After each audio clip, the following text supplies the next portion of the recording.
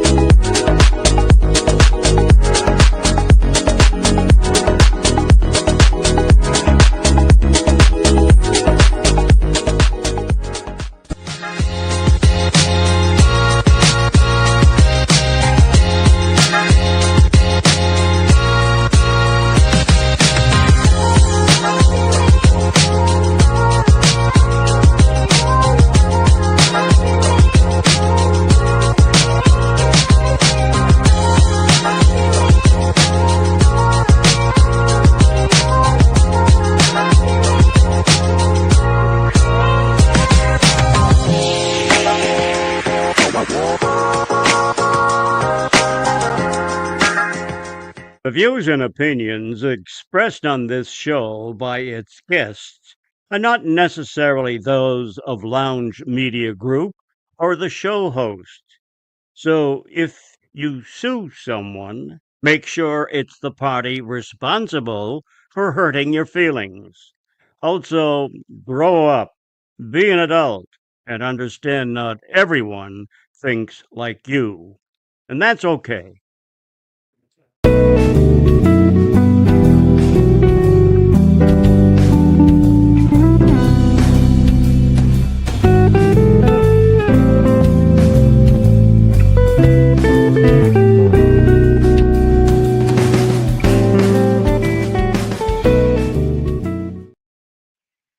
Yo, yo, yo, what's crack-a-lackin'? Everybody, it is Friday. Holla, holla. We up in this piece. We're about to get crazy. No, I'm joking. We're going to have a fantastic conversation today. We have fantastic conversation every day, but this one's going to be another fantastic conversation. So we're looking forward to this guy, man. He's got a hell of a story. Before we start moving along, though, Mr. Dre, how How you doing, man? How you been since we seen you on Wednesday? Been good. Been really good. Glad it's Friday for many reasons, but probably the best one is I get to hang with you. But yeah. How about you? How's your week going? Man, my week has it's been good, man. It's been great. Been a little slow for me. My biggest customer that I'm dealing with right now, like maxed out their credit and had some issues getting it straightened out. Nothing on their end. It was just systems weren't talking and stuff, man. So I've spent most of my weekend meetings listening to stuff that really has nothing to do with me that I can't help with, but they wanted me in there anyway. So, but it's been all right, man. We got the situation figured out and moving things along, and still got some good freight moved this week. Got me some of them 50% rips that us brokers get on every single load. I'm completely joking. I got nowhere near that. I just want to make that clear right now. Yeah, it's like 70-30. You get 70, they get 30 kind of thing. Yeah, that's it, man. Dude, I'm taking 90% off from these carriers, bro. That's the way I roll. You know what I mean? If you don't want to take my 75 cent a mile freight, then I'll find someone else that will. Let me shut up and stop joking before people think I'm serious. Dude, I just love digging into the broker stereotypes. I find them absolutely hilarious. Yeah, it's like everything, man. There's good and there's bad in every asset of the business. That's very true. That's very true. I mean, I like to think I'm one of the good ones, but I'm sure there's people that would argue differently. So, but good thing I don't care about their opinion, huh? All right, let's go ahead and get to some news here, man. So we can have a great day. Real quick, before I get into it, where's Hunter today? He's still at the Walcott Gym, the Chuck freaking brain work. He is at the Truckers Jamboree still up there in Walcott. He just texted me, and what did he say? He said, and the rain just hit. Because he's supposed to come on and hang out and while he was at the show, but they've had a bunch of storms rolling through there, and they've all missed him. But so far, well, I say that, missed him today. Last night they had a tornado. Yeah. Hunter woke up this morning and found out he had a tornado that was like 10 miles from their hotel. I just wanted to make sure that that your viewers, because on Wednesday you said you fired him, and today he's not here again, so I figured I would just make sure. Dang, man, I forgot I said that. I figured we make sure we talk about him. Man, I forgot I said that. Dang it! If I remember that, I would have said something like, I don't know. Last I saw, he was on the corner with a tin cup, begging for money. I don't know. We kicked that guy out of here Tuesday. You know what I mean? Before we had to pay him on Wednesday. Oh man! But yeah, he's up there. They're still hanging out. I think he's going to be there tomorrow for a little bit, and just actually enjoy the show because past 2 days he's been there pretty much doing media stuff. So yeah, he'll be home tomorrow. So it seems like they had a really good time, man. I've seen there's a lot of people on social media posting about it. A lot of people gone live. So it looks like a really, really great show, man. I mean, I got posted in yesterday when I shared the day one video from Hunter. Is like, man, I do have some FOMO from this because there's trucks there. You don't see it in none of these shows, man. Mm-hmm. Like a lot of the stuff at the Truckers Jamboree is, local stuff up there in the Iowa area or, in the surrounding states, man. Like they have a whole rat rod class up there. Like I don't ever see any rat rod trucks at any like the other truck shows, dude. And I like rat rods as cars. So, I'm pretty sure they're as equally badass as semi trucks. That's awesome. Yeah, I definitely want to go next year, man, and see that. So, but yeah, seeing the videos, having conversations, it's like FOMO kicks in. It does, dude. Well, it does. It very, very much so. And then you see all the people that are there, and and you're like, damn, man, like I could be up there having a good time with them too, and hanging out, and so on, and yeah, man, and I've never got to experience the museum at Walcott either, which is really what I want to do because her dad, Lee's dad, we had it last week. Her dad does like stuff in the museum every year and does talks about trucks and puts on a little show and just like he's doing this year. So that would be really cool for me personally. That'd probably be the highlight, just to go through that museum and see all those trucks and hear someone that is part of the curation team for it actually talk about it. I don't know. I'm a history guy, man, so shit like that would be really cool to me. But who am I? You are Pedro. Yeah, I know. I know. I wish there was more value to that name, bro. We miss you too, Josue. We miss you too. All right, so let's get to this news before Steve throws me off track again. Lounge Media Group news, as always, brought to you by AR Doc Pro and sourced from TruckingNewsHub.com.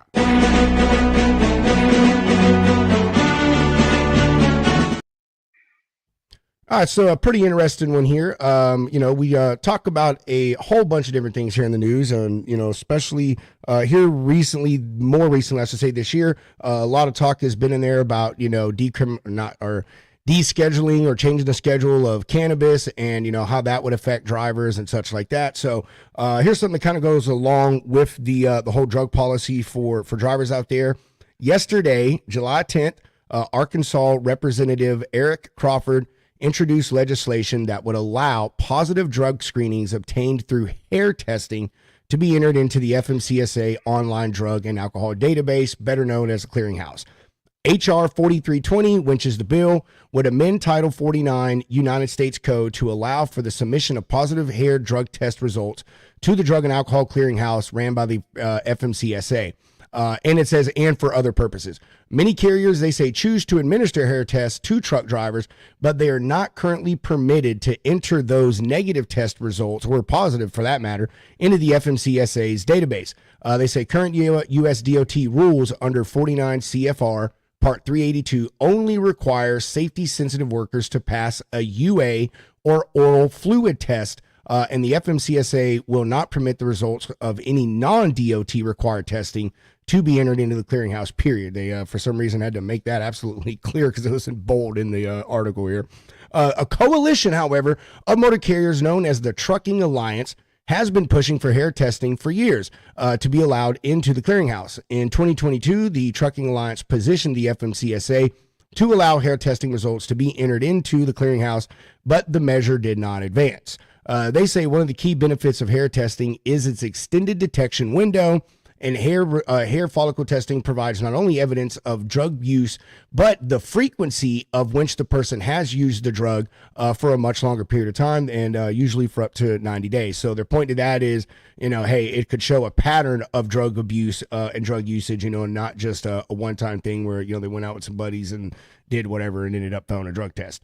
They also continue to say this allows for detection of long-term. Well, actually, I pretty much just said that, so we'll move on.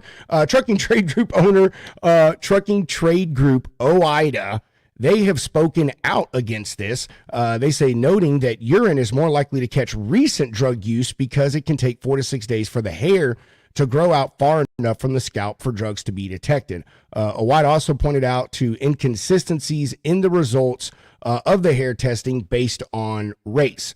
And so HR 4320, which is this bill, has been referred to the House Committee on Transportation and Infrastructure. So we will we'll track this, continue to see where it goes. I didn't know that you couldn't submit hair follicle testing to the clearinghouse personally.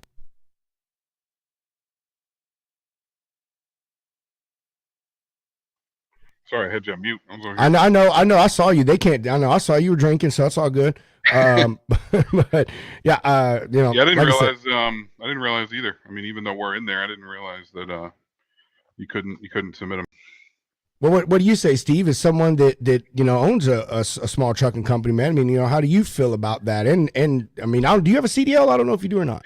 I don't, but my business partner Clint, he does.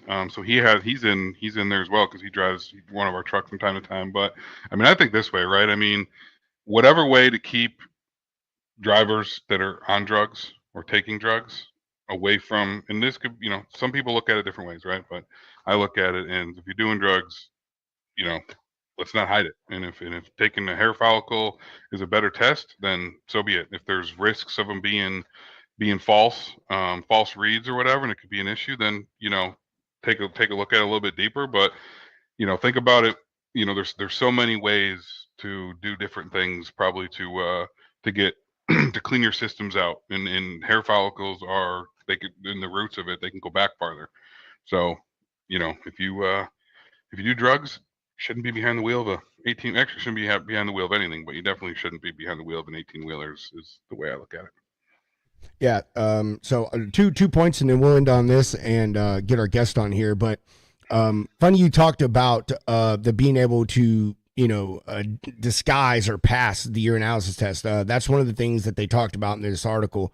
I mean, I don't always read the whole things, but that was one of the points that they made about why they want to do the hair testing is because as of right now, unless you go shave everything on your body, like, there's nothing you can do to get around a hair test. And so, yeah. And I mean, I don't know. I agree with your point. If you're doing it, you shouldn't be out there, and on the roads, and we'll see how it goes. I had to take the hair follicle test the last two places I worked at. Yeah. Last two I worked at.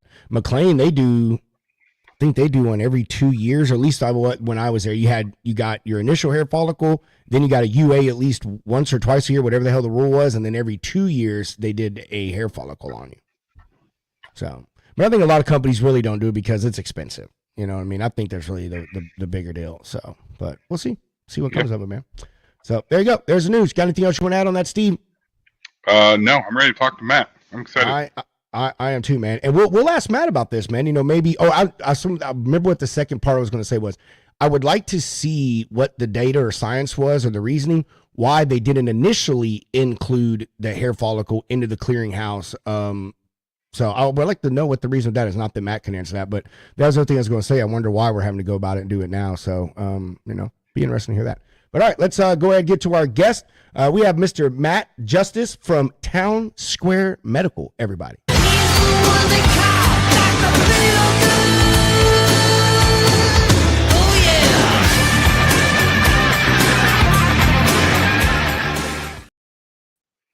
What do you say, fellas? What's Good up, afternoon, Matt?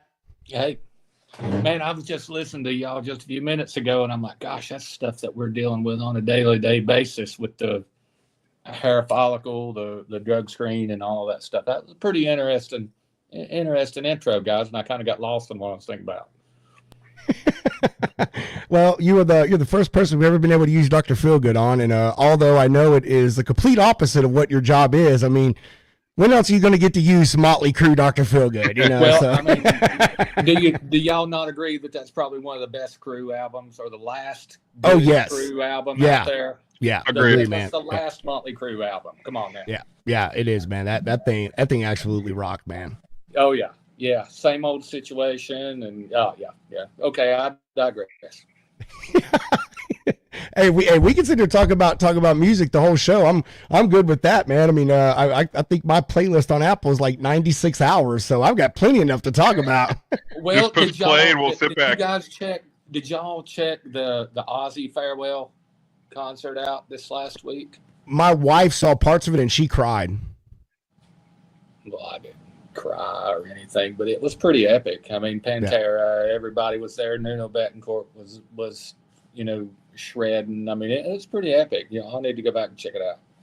Yeah, it was the one that got her is when he's doing Mom I'm Coming Home, and like that was, I don't know if it was the closing song or whatever, but apparently that was like the biggest thing of the whole show. And like, I mean, apparently like even Ozzy was crying, and it was a whole deal, but it tore my wife apart, man. But so yeah, I did see parts of it, man. It looks good. And I mean, crazy to see that guy's even still here. And I even told my wife that I was like, how freaking nuts is that like some of the people that have lived the longest, from like that generation did like the most narcotics and like lived in the most unhealthiest and dangerous ways, and almost all of them make it to their 80s. You know what I'm saying? Yeah, right. I mean, what is it? Keith Richards, how old is he? And didn't he just have a kid, and he's lived on cigarettes and Jack Daniels for the last 50 years, right? Exactly, man.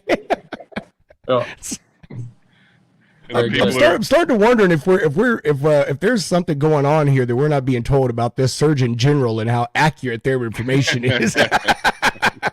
Yeah, I don't think we can talk about that on here. I think that's probably a personal conversation. Well, Matt, it's man, we appreciate you coming on and hanging out with us, dude. we know you're out hanging out or on vacation, and so we double appreciate you taking out some time of you giving yourself and your family some time to come and spend a little bit of it with us. And you know, I mean, how you been since we saw you at Large Cars and Guitars? Well, I mean, it's every day's interesting. Every day's a challenge, but you know, I can't complain. That was a good event, and we had a good time. I got my office manager on one of those coolers, if y'all remember those things, right? Did they give you one? Did y'all buy one? Tell me you bought one, so I don't feel bad about what. No. My co-host tried. Thank God, I'm the one that had the bank card. Good. It's 30. It is a 30-mile-an-hour death trap, and everybody around in my crew and my office and in the square has rode that thing. We've got a flat on it, thank God now, so nobody can get killed on that thing here recently. But yeah, Hunter's we've over been there doing trying to good, build. man. Just Hunter was killing over it. there trying to build one out with dual wheels and mud flaps and all that kind of stuff, and he wanted to pimp that thing out. But Yeah. good point. To your point, good thing you had the credit card, or you'd have one. He'd be rolling around one right now and at the Iowa 80 truck show. We went through the same thing at Matt's last year. So Matt, ironically, funny enough, it's right after we first met Jessica and Natasha with United Commercial Insurance. And we were walking back in the building. There was this guy selling these foldable scooters that he's a driver, and he made one for himself, and now he makes them and sells them to other drivers. And you can literally, I mean, this thing could fold up and like basically sit in front of your passenger seat. It's that small. And we went through the same thing with Hunter last year. He walked in, saw that thing, and it was just like the cooler. And him and Hunter went driving around Matt's on those things, dude, for like 15 minutes. And I was like, Hunter was like, dude, I want one. I was like, oh my God. That thing's like $1,200, man. My mom, we've got videos of my mom, and she's 75 on that cooler riding through the racetrack, handing out cards. She said, hey, do you know my son down here? You need to come check him out. And then she gets on and rolls that cooler around. So, yeah. She'd kill me if I sent a video. Everyone, they had a bunch of people riding around on those. I think they got Philip Couch to buy one while he was there, because I don't think he had it when he got there, but he sure as hell had it when he left. I know that much. So they got a couple people there, man. You know what I mean? And I bet you they sold more of those things after dark. You know, once you know the alcohol started flowing than they probably did during the daytime. Yeah, the people watching got better there as the sun went down. The people watching was substantially improved. It was, and you were like right there on the main drag where everyone had to walk down to go to like the concert area and everything too. Walk, stumble, yeah, however they got there. That's right. That's right. That's what walked and rolled or rolled over somebody. Yeah, pretty much. Hit by a golf cart. Well, Hunter, before we get into it, Matt, I'll say this: Hunter and I have a goal for next year's for Large Cars and Guitars, and we want to get one of those RC semi trucks, and we want to get the trailer and find a way to make it an actual reefer trailer and put beer in it. And then we're just going to drive it around the events, you know what I mean? And we're going to have beer just coming out of the back of that thing, cans of beer or whatever. If I could find a way to make that whole trailer like a keg, seal it, you know what I mean, and put a hose on it, I don't know. Might have to check local laws. I don't know. Maybe some rule against probably just pouring beer out of the back of a RC semi truck. But that's what we want to do. It's an idea. I think it's a fantastic idea. So what happened to Pedro? Well, let's see. What happened was, dude, if we could say the lounge or damn it, not moonshiners. Can't think of the name of them. You know, rum runners. I don't know, whatever you want to call it. You know what I mean? Like Sunny Legal Booze, man. The brewmasters. The bootleggers. Bootleggers. Thank you, Matt. Thank you. There you go. Yeah, it's just like, hey, he ran over himself with his RC truck. Yeah, what happened? Well, I don't know. Probably, man. That'd probably be my luck too. All right. So we're going to go ahead and dive into it, Matt, and we'll get you started like we start everyone, and that is, who is Matt Justus, and how did you get to be where you are with Town Square Medical? All right. Do you have your drool ready? Because it's not that exciting of a story. It is very exciting. Yeah, I know the story. Your interview did great. It is an amazing story. Huh. Okay. Well. Anyway, I mean, short story. I'm just a guy from Southwest Virginia, right? I mean, all of my family were coal miners, Richlands, Grundys, Eastern Kentucky, that sort of deal. So we grew up. My grandparents and stuff, and my dad, they were all in the mining business and did well at that, at that time period. And that's kind of, I have one, I have one brother, no sisters, and yeah. So, um, so we got into that, and that's how we were raised up. And then 1985 ish, mid 80s, legislation and stuff basically killed the coal business. Don't quote me on the exact date, but I remember my dad we had a 79 model Paystar 5000 with a big Cam Cummins in it. And they went from mining to him putting his truck on the road to haul coal, and he'd pick us up at school. And that was kind of the turning point right at that time period to say, hey, I was really young, but I can't take this insecurity of knowing if the mining business and stuff is going to be there. Even though I liked it, there's something about watching the coal go over and it's like, hey, it's a product, we're doing that. But that was kind of a turning point to me, even though I was in elementary school, to say, hey, this isn't going to be there for me. And so fast forward 10th, 11th grade, my stepmom, she managed a steel company over in Pounding Mill, and we bought a 88 model 379 with a 400 STC and a Cummins and a 13-speed. Biggest piece on the planet. Y'all know that low flow STC Cummins, right? No, I don't. I'm sure old, his son does. Are y'all old enough to know that motor? I am. I'm 41. I'm just not a diesel guy. That's all. Yeah, it's junk, right? I mean, it's junk. We took it out and put a cat in it, right? So anyway, we got into trucking and did pretty good running East Coast steel.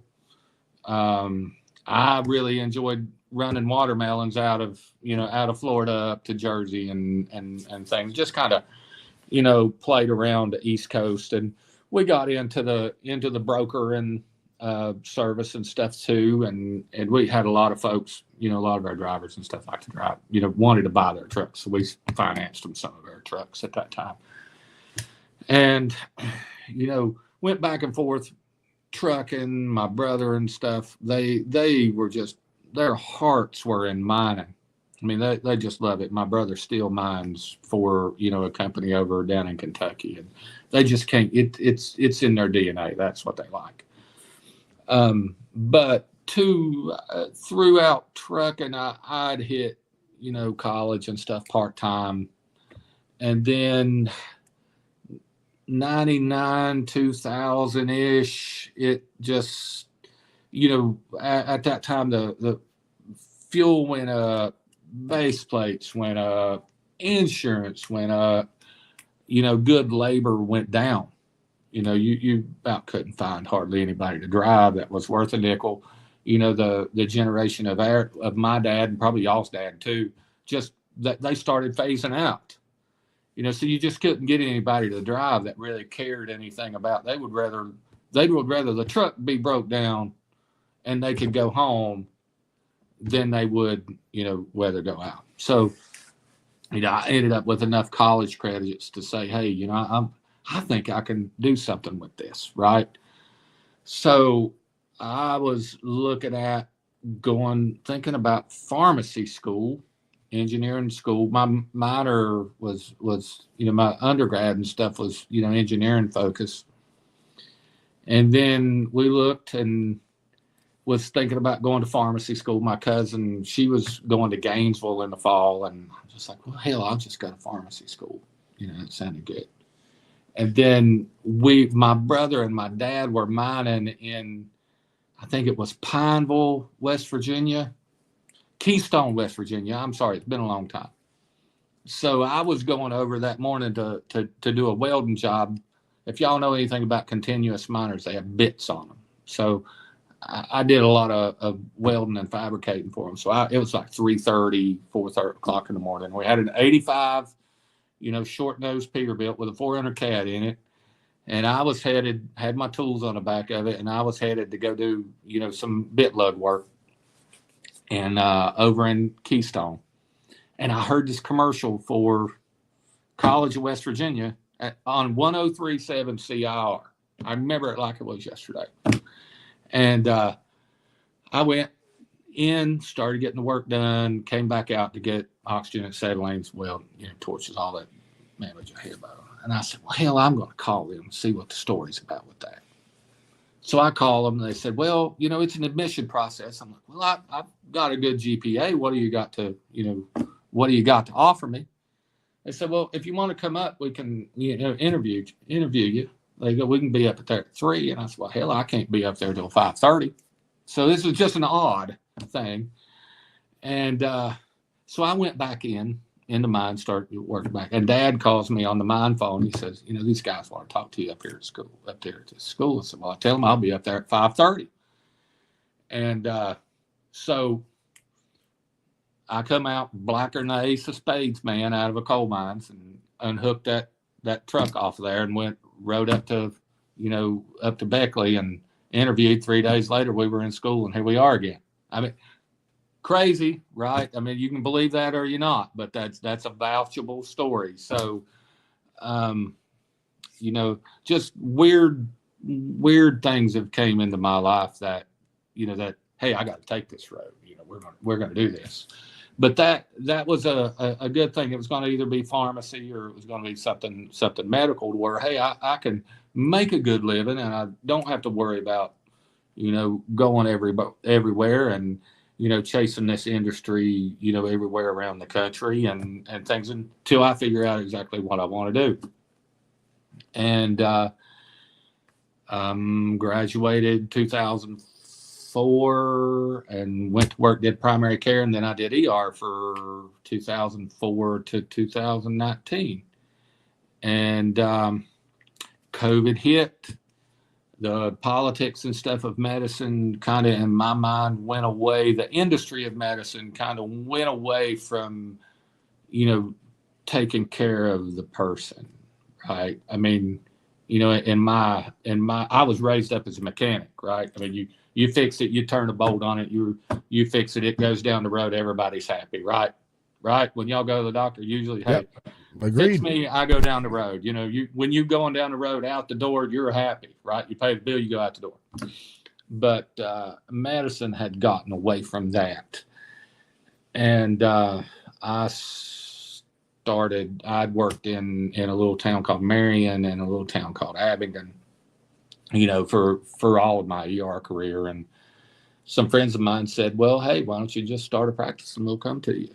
And that ended up, I bought a little store building in the middle of Glade Spring, Virginia. That's kind of like I think I've sent you a picture, right? Yep, I've seen it. And I follow you on Facebook. Yeah, I mean, we're kind of in the middle of nothing, and it's grown grassroots, working people. And the good thing about it is, I know they need care, and the group of folks that aren't getting the care, in my opinion, in this country are the working folks, right? The care is expensive. You can't get in to see anybody.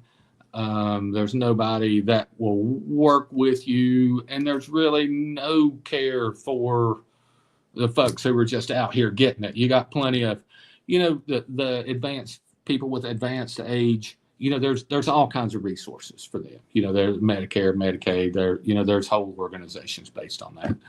But the folks who aren't getting the care are the working folks. So that's kind of what I steered my group again towards. And then the truck drivers and stuff came from that, and I like that. And there's it's just a good time, and it's kind of grown into a group of people that I enjoy taking care of because they're just like me, and that's the short story, I guess, right?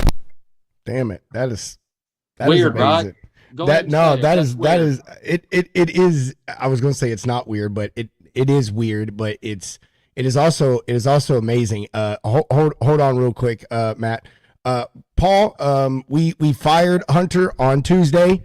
Last place we saw him was standing on the corner outside the Iowa 80 holding a tin cup that says we'll do podcasts for food. So yes, you can find him he's at the Trucker Jamboree up there in Walcott, Paul.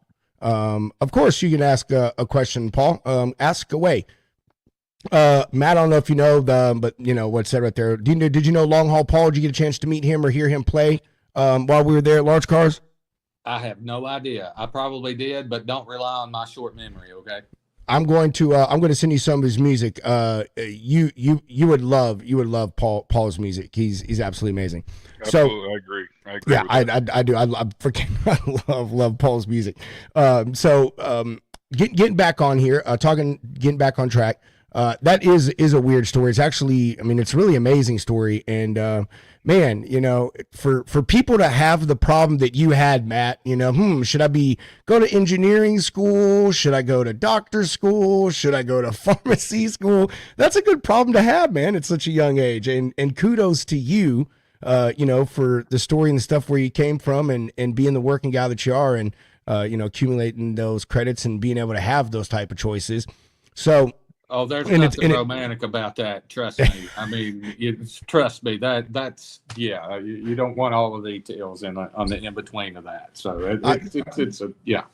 I like how you had your mind set on pharmacy school, and then a radio ad changed that. So that's the Well, the funny I mean, part really, to me. I mean, I can't say that it was my heart set on it, but the story is, you know, if you know anywhere about the region, you know, of Southwest Virginia, you know, if you have any interest in that, you know, you saw Grundy, Buchanan County used to be the coal capital, you know, of the USA, right? So that area was, you know, fossil fuel dependent, and so that went away. And then we had, you know, tobacco. So the legislation passed, and the tobacco went away. And then up I-81 corridor from, say, Tennessee, you know, up through Pennsylvania and stuff, you saw NAFTA just kill the factories there. So I'm not going to say that it was a passion for me, but it was something that, hey, I'm going to have to do something, you know, because it's just you got to we're going to have to make a move because there's not going to be anything here to really, you know, rely a whole lot on. And mining was gone. You know, I mean, trucking's good, but you know, around that time, the expenses it was that point to where you had a one or you had 1,000, and anywhere in between that was just, man, it was just a killer. It was just a really difficult time, and I was blessed to have a way to get out of that and you know to do something else. So Well, that's um, totally my point, Matt. yeah, Totally the point that I was making is, you know, where you come from, you know, you were expected to take that path, you know, and a lot of regions in the country are that yeah, way, you know, a lot of places are like that, you know, and for you to see it and, you know, because of where your family had been in it so long, you had seen the changes come about, you saw the direction that things were in and where they were going to end up. I mean, hell, look where we're at right now. So that was the exact point, you know, is, hey, you were expected to probably do one thing, but you know, you had the keen eye to look and say, yeah, this is probably not going to work out for me and definitely isn't going to be here for my kids. So that's right. I better start setting the family on a different trajectory, you know, so we can solidify ourselves and our community in a different way. Before I get to getting more onto our thing, Paul's question was, and you know, if you can talk about it or you want to discuss it, I don't know, but his thing was, can you discuss the impact of Purdue Pharma to your region? Which I'm pretty sure I'm referencing more of the opioid stuff and everything like that, you know, and how what you've seen being from the area that you're in.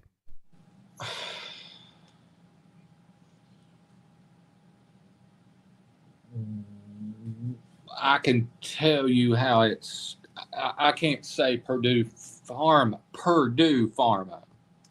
but I can really speak from the opioid epidemic, which has kind of led into the methamphetamine epidemic. And I'm sure you guys are real familiar with, in my area, how, well, I graduated in 1995, and again, don't pinpoint me on the number, 200 some maybe folks.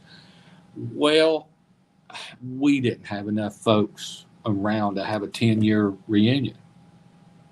Okay, everybody either left, everybody were either on dope, or they just poofed out. They just said, hey, I don't want nothing to do with it. So yeah, I mean, that's a lot like you see on 48 Hours. There was a 48-hour special years ago, on that, where that region was the OxyContin, capital of America or whatever. And again, I don't want to speak facts here, but it's a big deal. And yes, I can't speak for how Purdue did that, but the opioid is a major, and it still remains a big issue. I have my stepbrother has passed on from opioid narcotics addiction. My stepsister, opioid narcotics addiction. My two closest cousins that I grew up right beside us, gone. From started out as marijuana, then advanced into another way, and then and they're gone, and they left beautiful families and things, and I can't say that if it wasn't, I don't know who to blame it on, but it's a very sad, very, very sad thing, and I can't speak to say that it's Purdue's fault, but it's just bad, and I think it's bad all over the country, and it's made a major impact in the region I'm in. Well, Paul, I hope that answered your question somewhat. And I know what you're talking about, Paul. There's a documentary out there. It's a really good one. I want to say it may have been on HBO, but it kind of hones, and I'll say this and we'll move back on to the main topic. But it kind of hones on and puts a lot of the pressure on Purdue. They overlooked a lot of stuff. Like, I mean, doctors that were, little bitty itty tiny and prescribing hundreds of thousands of pills out of an office in the middle of nowhere. You know what I mean? There's no freaking way, someone in ding-a-ling nowhere needs this many things. And it was. So yeah, they kind of put it all back, and they were giving like incentives and all this stuff. And it was in like the late 90s, early 2000s into like 2010. So yeah, a lot of people traced a lot of stuff back to them for being a big part of the problem. Yeah. Can I comment on that? You care? No, go ahead, brother. I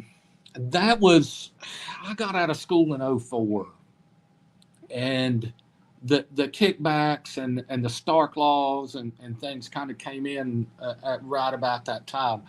I'm a little after when Purdue came in and said, when the pharmaceutical companies and said, hey, this isn't, I didn't get to see the propaganda that they said, well, this isn't addicting. This doesn't have, any long-term effects and things.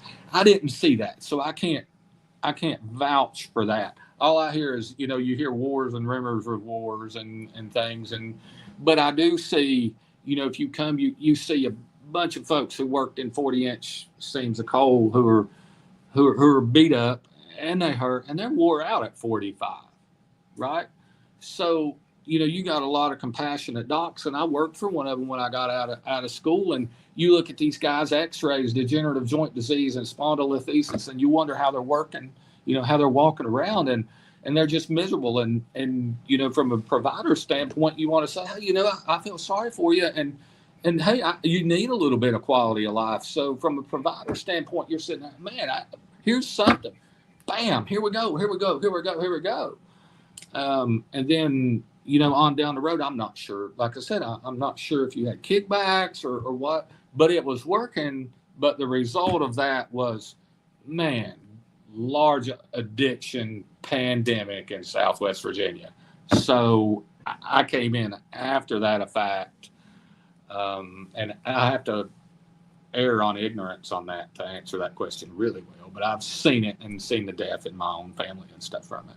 Well, I'll say, I'll say this, and is that, you know, what you were just saying is, you know, the compassion provider and, you know, trying to help them out. It goes back to that analogy that you used, you know, earlier about, you know, you go to the mechanic, whatever, you expect them to fix the problem, and the truck or the person get back on the road, get moving down. The issue is gone, you know, and in those senses of that stuff, it was, you know, hey, like I can't fix your transmission at my shop, but I can at least give something to help your transmission get a little bit further down the road, man, before you got to replace it, you know? And I think that, you know, those people, unfortunately, I was one of those people.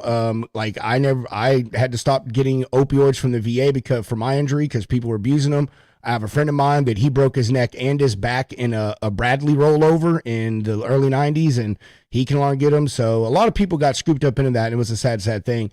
But coming back with the one of the driver stuff. So, you know, you talked about your how you got into the medical career. You know, you're trying to see yourself a future away from the coal mines and the trucking business, that it was going away and not being as profitable. You said that you had, you know, done some general practitioner in the ER thing, opened up your own practice because people, you know, said, hey man, Matt, you're too good, you could be doing this on your own. So how did you end up, you know, kind of getting a focus on drivers? Was it because of your past, or are you like, you know, kind of the only facilities around there that was easily accessed to get DOT physicals? And with that, why start to get into the mobile thing and trying to get out there to these drivers on the road and these truck stops and stuff? So how getting focused on the driver stuff, man? Well, we had these guys who would, well, we're connected, you know, family, and we just know a lot of folks around. So, you know, I was doing, you know, we did the DOT certification. I was working part-time for, you know, one of the urgent cares around, and we had to do DOT physical certs for them. And, you know, all of my buddies would come and, hey, I just, sure, let's just go ahead and get on and let's do your DOTs and things. I'd take care of them kind of off the cuff anyway, you know, for years.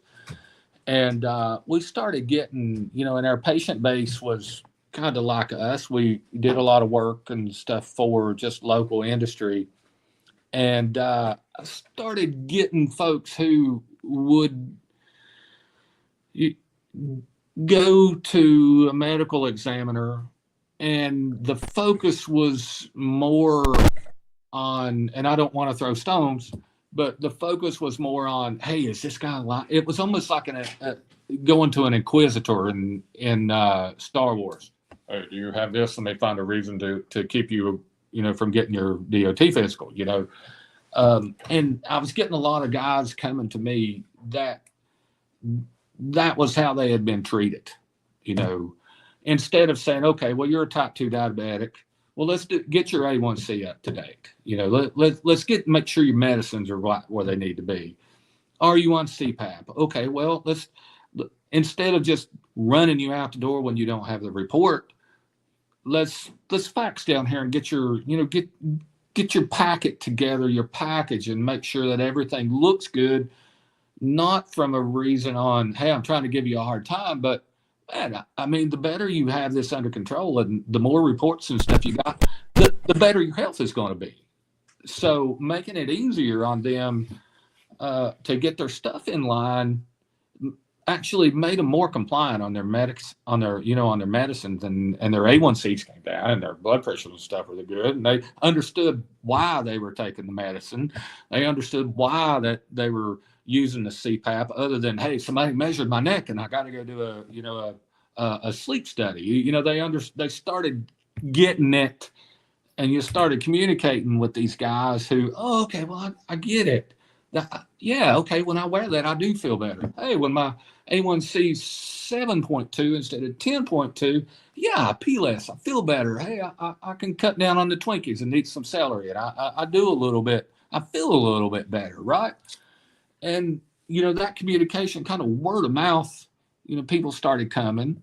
And then we'd have folks who would come out, super nice guy, big guy. I mean, he's probably 6'8", you can't say names or anything, but this guy's a monster, right? So for some reason he had an echo, and one of his studies came back overly large. His aortic root was kind of bigger. Well, but he's 6'8", right?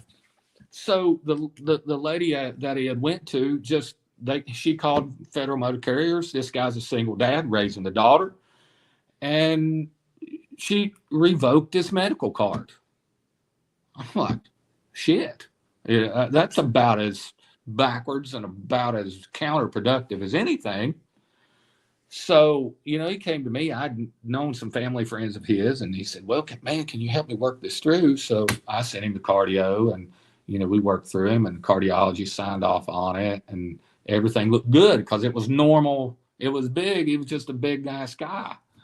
So we went through, and I called Federal Motor Carriers, made sure everything looked good, and we got all of his stuff going, and helped him get his, CDLs back and all of that back. And it just came to me like, these people aren't being done right. They're being stereotyped wrong, and they're being given a hard time where it shouldn't be. And we're going to focus a little bit more on that, because last thing we want to do is keep somebody out of work who's trying to make a living for their families. And so we really kind of focused that, started reaching out to, local guys, and then just the word of mouth, came on, and these folks come. And then alongside of just taking care of their DOTs, probably the conversion rate to a regular, to turn into a regular patient, probably 30%, I would say. And we end up taking care of them. And then it's easy to, hey, okay, well, I saw you last month with your DOT. That's easy. You're good and taken care of. I got everything you've got here. And it just turns into a good relationship. And it's always a blessing to be able to help people. So that's kind of how the DOT stuff came. And then the companies that I started work for started saying, well, can you do their drug screens? Well, I didn't, but we can, and we will. So we started that, and then started our little, I guess you would call it a consortium. We have some companies that we do the randoms for, the breath alcohols and things for, and we'll go on site for that. And then the mobile unit started by us doing some hearing screens on site for one of the local factories around. So we said that works, and we've got a Petro truck stop right from us at exit 29. We said, hey, we'll just go over here and try that. So we've took it around to a few companies and did their DOTs and their drug screens, and everybody seems to like it. So we're just easing into that, and we're just going to do what everybody needs us to do, and what helps people, get the care, if that makes any sense. I know it's long-winded. Sorry. No, hell no. I absolutely love that. I love when people give substance to stuff. Some folks are just, they're really short to the point, and that's great, but, the show's about questions, but some people make us ask them more questions than need to be asked because they just don't talk a little more. So no, we absolutely love it. So kind of coming back to the start of what you were saying, about these people being done wrong, why do you think, and we're just going to keep it on the driver stuff, we're not expanding to medical care as a whole, but why do you think that drivers or people with CDLs period, are kind of, I don't want to say discriminated against, but are given a hard time about the things you're talking about? Oh, well, your A1C is higher, you may have high blood pressure, and instead of trying to fix the problem, it's just easier for them to revoke their stuff. Why do you think a lot of doctors take the approach that you do, Matt, and say, hey, here's the problem, and now let's try to find the solution to make sure you can still, make money and support your family and stuff, and be a healthier person? I think part of it is access to information, right? You know, most people, most working class folks, what are you focused on when you walk out the door? I mean, you walk out the door, you go to your job, you climb in a cab or truck. What are you focused on during most of the day? Getting home. Getting home, right? Getting home. Okay, so I mean, you know, I you know it's not like, hey, you walk into Walmart, right? I mean, you're in town. You drive. How many CVS or Walgreens pharmacies do you see with flash and get your flu shot, manage your blood pressure, get your stuff here, right? How many do you drive by on your regular 9 to 5 day on the way home that you see that? Hey, do your health care, do this, take care of yourself, right? Out on the road, how much of that do you pass? Not much. Not much. Right?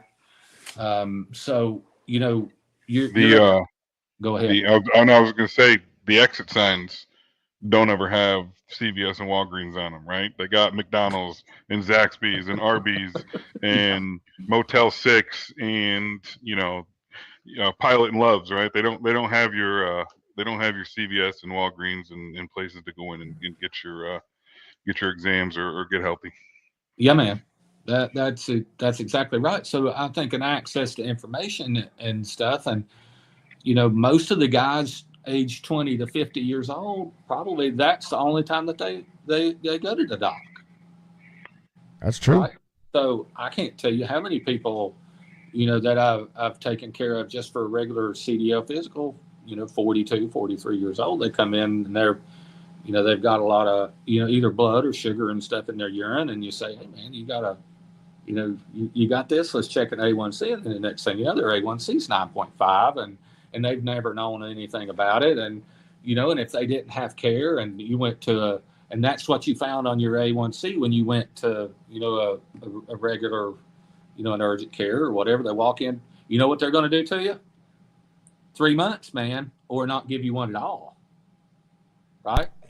So, the thing about it is most of these guys don't really know what to do because they're unexpecting of it. They're just out here trying to, beat one in and make a living. And you hate to see them. You hate to see them just not get to care, just because of the lack of information. Most of the people that you see are willing to do what they need to do. They just need to know why and what they're needing to do. Just some education and some compassion and some willingness to work with them.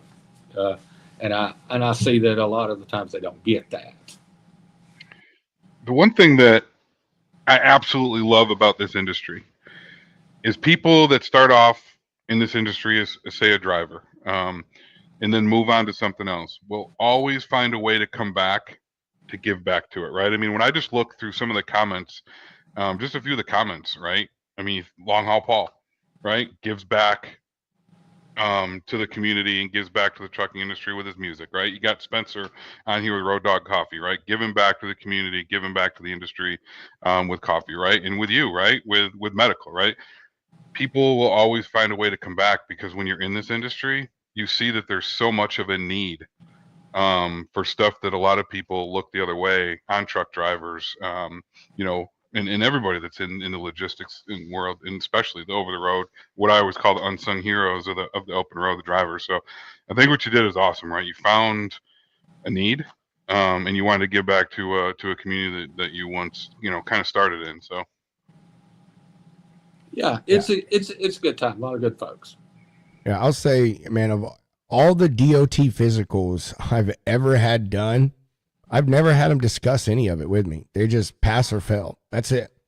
And really? For the last few that I did, they were at a chiropractor's office.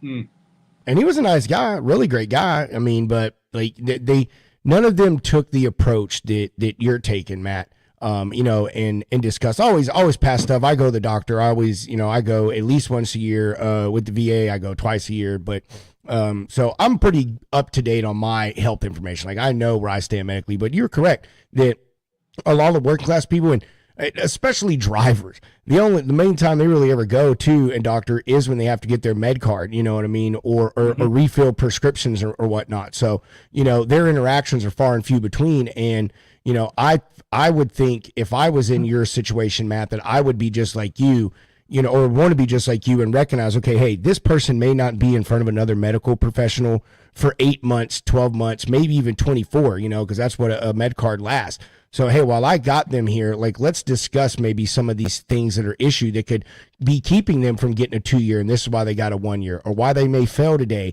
or just discussing their overall health, man. I think I applaud you for that, because too many working folks, man, it's the blue collar they are. We are the worst about our health. It is, I don't know. I think it's just ingrained with us. Once you become an adult, you start working. That's what your life is. Your life is work for the next 20 or 30 years and bust your ass and break everything that is in you to get to the point to where hopefully you get to enjoy life and actually spend it on the things that matter, which is your family and all that stuff, for maybe 10 years. And usually by that time, man, you don't have enough time left in the life to correct your health, and it seems that a lot of drivers, that's the way it is, man. There's a big, I won't even say stigma. It is fact that I don't know the data, but I would be willing to say probably 95% of people that are truck drivers are 100% more unhealthy than they were when they became a truck driver. I was one of them. I got in the truck. I was 230 something pounds fresh out of the Army. When I got out of the truck, I was 279 was, I think, I was close to 300 pounds. So, and in high blood pressure, high cholesterol, all of those things. My last med card was only a year med card because of my high blood pressure. And I was like, I was pre-high cholesterol or whatever. So, applause to you for being someone that takes that approach, man. Yeah, it's, the med card, the exam, people, we talk, I get a bunch of people who come in the door and they say, well, the last place I went stripped me down and, probed every orifice. And I did that. I'm like, the med card exam is the simplest thing on the planet, right? My office is situated where I'm out front and I basically meet everybody that walks in the door, right? So I can see them. If I know I've got a DOT coming, well, I'm kind of sitting out front and I watch them. I can see you. If you get out of the truck, if you walk across the parking lot, step up on the curb, open the doors, sit down in the chair, get up out of the chair and do fine motor skills and pull your driver's license out of your wallet. Neurologically, as far as the exam goes, man, that's enough to say, hey, you passed the physical, right? It's the little things that people are passing up, the protein in the urine. Hey, looks like you've got some little peripheral vascular disease starting. It's putting, because the exam, all it is, anybody could do it if you go down through Federal Motor Carriers guidelines, right? All it is to be able to say, okay, well, he's not a diabetic, check. Blood pressure, check. Vision, check. He doesn't fall with any of these other things that he needs additional documentation, right? So as far as from a medical decision-making standpoint, you're not supposed to have any place to where you have to, quote, make a medical decision, because all you're doing is going by Federal Motor Carrier guidelines to say, does he have one of these certain things that would keep him from passing at all? Does he have one of these things that would keep he or she from passing a 1 year? Do they have their insulin waiver? Do they have their sleep apnea study? And all it is a big bunch of check marks. So really a monkey could do a Federal Motor Carriers, exam. What I think is lacking is the attitude toward the people that are coming in to get them, that it's, hey, okay, that's $150. Sweet, I've got it. Instead of it just the attitude to where, hey, I don't want to take this person's. Once I see something where he's got a problem, I don't want to take this away. We got to help this person. Is I think what's missing out there a lot of the times, and that's what in my local area I think sometimes.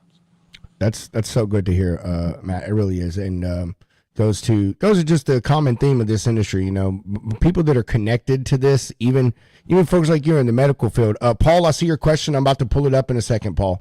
You know, people even like you in the medical field have that connection, you know, to the driver community and the blue collar workers that are out there doing it, man. You know, like we see it, we get it, we understand it from a different perspective. We have a sympathy and empathy, you know, and a little bit, I would say, extra willingness to help each other out because we understand what we're going through, you know. And Paul here has a question. I don't know if you can read it because I don't know what you're on, but I'll read it to you, Matt. He says his aortic root is 4.6. He walks a mile a day on purpose 5 times a week. Once it goes to 5.0, it's game over. Any advice? Do you have a cardiothoracic surgeon that you've seen? There you go, Paul. Reply to that, and we'll keep moving. And while we're waiting on him, I was actually going to get into, you know, what are the most common things that you see health-wise with drivers, Matt? You know, is it apnea, high blood pressure, cholesterol? And would you give any advice to people that deal with these drivers that deal with that stuff, you know, to maybe help them be better with that and not have to deal with those things just in life general, but much less, you know, when they go do their DOT physical? I think you hit them right on the head. The biggest thing, like if you call my office, my girls up front are, you know, going to tell you, hey, you call in for a DOT. What's your last A1C? Do you bring your medication list? Do you have your sleep apnea compliance report? Do you have your latest vision report? That knowing what to bring is the biggest thing that most people, you know, don't know. Oh, okay. Most of them say, hey, I'm going to go up here to urgent care. I'm going to get my DOT physical. Well, they failed me because I didn't have that. Well, you had that. You just didn't know what to bring.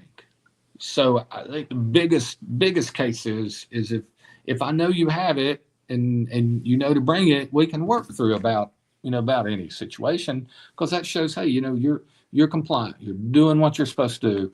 Okay, well, maybe you're 89% quote instead of 90% on your compliance. Yeah, we could work a little bit with that, you know. I think, again, it's education and knowing what the expectations are on them is the biggest thing. And people say, well, I take blood pressure. Well, my blood pressure went down, so I quit taking my blood pressure. You know, there's a big misnomer that the medicine is why your blood pressure's down. You do got to continue taking it. So again, I think it's total education and the people knowing what to expect is the biggest adversity there. So, I mean, do you see the trying to figure out the right string of words here? The issues that you see with the driver community, Matt, you know, the health stuff, the sleep apnea, high blood pressure, blah, blah, blah, you know, do you see though the exact same problems in like other of the blue collar type people that you take care of in your area, you know, having the same problems that drivers do? Or is a lot of the health problems that the trucking community has just kind of, I want to say segmented, but that's not the right word, but we'll use that because it kind of works. Is it segmented to the driver community as far as the commonality of the problems they deal with? Again, you know, the vision and high BP, cholesterol, sleep apnea, that stuff.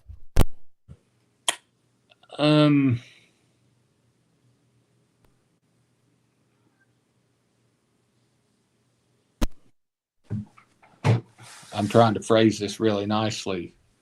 I know the amount of Dr. Pepper and King Dogs that I ate when I was sitting in the cab of a truck was probably 5 times more than what I eat now.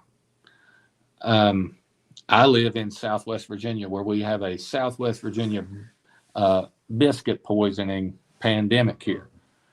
Of course, you know, with the lifestyle where you're not out, it's not like you're running a factory floor or you're not twisting a wrench. You know, just logic says, hey, you know, you're going to have more of that. So, I mean, I would say yeah. I mean, you know, just logically, just exposure and lifestyle, you know, you're going to have more of that. I don't know if I can give you any data or anything on it, but of course you're going to have, all of that: cardiovascular disease, obesity, diabetes, peripheral vascular disease, your DOT, your DVTs, absolutely. And, stress and all of that stuff. Absolutely. It is. I would say, yes, you're going to have an increased occurrence without being able to give you it, numbers. Yeah, no. Just you're the first actual medical doctor we've got to talk to. So we hear the common theme with like we talk to a lot of health and fitness people on the show, and a lot of them work with people in more than just the trucking industry, and I've asked them same questions like, hey, when you're doing your working with the drivers, I'll use my buddy Lombard as an example. Like he's a fitness coach. He was a driver, was almost 300 pounds, now he's looks like a damn Calvin Klein model. But so like he works with lots of people outside the trucking industry. So I asked him too, I was like, hey man, like the things that you deal with drivers, like he deals with a lot of low mobility issues, because drivers just sit all day, like low muscle tone, always, of course, overweight. A lot of them have high BP, all of these things that we're just talking about. And the consensus is that it seems, the trucking community, like they all get, I want to say they all, it's all the same medical issues. That's what it is, and it seems to be focused. I wouldn't say focused. I'm trying to find the right word here. It seems to be only, the word is just missing here. Whatever. Those sorts of problems seem to most affect, I guess, the driver community versus, like the mechanics or the people in the office or whatever else, like those health problems just seem, real kind of, this word's going to kill me because none of this makes sense without this one damn word and I can't think of it. Just go ahead and say it that, that by their environment, truck drivers are heavier. Oh, no, 1,000%. But that wasn't my point. Yes. No, definitely is true. I'm trying to think of one word. Increased BMI related diseases. That's just what it is. That's a very good thing to put it. Body mass index related disease. That's a very good relation. Hey, so Paul is back. He said his phone died. He said, yes, he has a cardiologist. I don't know what that was. That much something else. So there you go. He said, yes, he does have one. So what's your follow-up? He needs to see him in cardiothoracic. I want to say, gosh, what federal motor carriers is 4.6 and you're done, right? I want to say that. But it's all, I went back and forth with them, and this was their answer to me. And again, this was all totally dependent on this guy. He was able to get cleared by cardiology and cardiothoracic surgery to say this is, dimension related normal. So usually if cardiothoracic surgery will clear you and say, hey, you're good and not at any risk of dissection, then technically you can pass and you're done. We were always of the assumption that, it's an operable thing at 5 centimeters. So, yeah, I would really go back on cardiothoracic surgery to see what they have to say, because they are that guy for that thing. Well, boom, there you go. I didn't, man. See, there's so many rules with the DOT med laws, man. They just had they had a change on that here in the last couple of years. And I can't remember exactly the verbiage on it, but it changed from a hard no to a being up to the specialist to clear. Again, that's all over federal motor carriers and those statutes on that. So it's something I have to look up all the time. But it's all up to that cardiothoracic surgeon to say, hey man, you're done. We're going to go in here and stent you or fix you or however. So do you do a lot, have to deal with a lot of, talking with other medical professionals when it comes to dealing with drivers and stuff? I would even we could say with their med cards and as a PCP, because I'm sure, you said your conversion rate with these people is 30%. So obviously a lot of these folks become your patients. So, is that something that you deal with a lot in dealing with drivers, is having to talk with other doctors and get clearance and I don't know what y'all call them, waivers or sign offs, and, to get people their med cards? Yeah. And most of the folks are, I mean, everybody's pretty, the big misnomer is that federal motor carriers is set these rules to disqualify people. That's not it at all. I mean, from my experience, emailing them and dealing with them, and they say, hey, this is a set of guidelines and stuff, and we don't want to put anybody out of work. The big thing is you want them to be safe, right? And from my standpoint and from my experience and stuff in medicine is, from a clinician standpoint, is that patient who wants to get better and get back out in the workforce, man, that's the most pleasant blessing of a patient that you can take care of, because, man, I'm going to do something to get this guy back up and going. I mean, man, you bend over backwards for that, and most other people will too. But we've got a set of, guys around who we refer and stuff to if we need something or somebody needs an eye exam. Hey, you can shoot down the same day and they'll send me the report back and things. So you develop a group of guys that in your referral base, and they're just like, hey, I got this guy, I'm worried about him, or I'm not worried about him, or, I think we're checking the box on him. Can you take a look and things? And it's it is all communication. All the communication between me and the patient, between me and the referral guy, between the guy. It's all just making sure everybody's on the same page and informed is what we've seen is makes things go real smooth. Steve, I cut you off when I asked Paul's question. I'm sorry, man. No, you're good. I don't even remember. I was going somewhere, but I forgot where it was. I'm kind of like you and Brian now. We gave you have an empathy TBI, right? Seriously, I didn't know it was contagious talking to you guys all the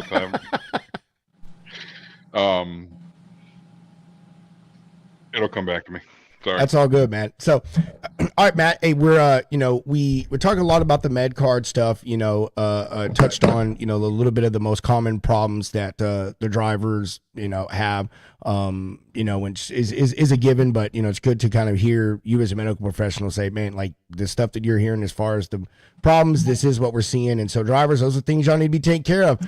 And I love the way Matt put it, BMI related health issues. Like it is, majority of these things are, let's be honest, we get out there, we sit behind the wheel for 10 hours a day and we get fat and we don't get out and move because we're too tired at the end of the day. And I mean, there may be a lot of medical mumbo jumbo that gets disproven nowadays, but one thing is certainly for sure, the larger you get, the more health problems you are going to have. Trust me, I speak from personal experience on that. But I want to start to. Hey, Pedro, I just go ahead. Sorry. So he was talking about the Dr. Pepper and the King Dongs in as many convenience stores and truck stops that try to do a really good job of putting that healthy stuff in front of the driver. Let's be honest, right? How many rolling racks of some kind of fried food? How many Little Debbie snack cakes? How many of that stuff do you have to pass before you see the fruit cart, or get to the thing where it has the salads and stuff like that? So it's the day and age, and whatever you want to call it, right? It's truck drivers are stopping at obviously truck stops to fill up and fuel, and when they get inside the stores, when they get in there, right, they need to be able to have those healthy snacks and stuff in front of them and do that research on what they need to eat and bring the stuff with them. But the what's the word I'm looking for? The attempt to get that sale, knowing that they're going to sell more of the King Dongs or the more of this or the more of that, and putting that stuff in front of them before they ever even get to the healthier snacks and the healthier stuff they can get when they walk through the store.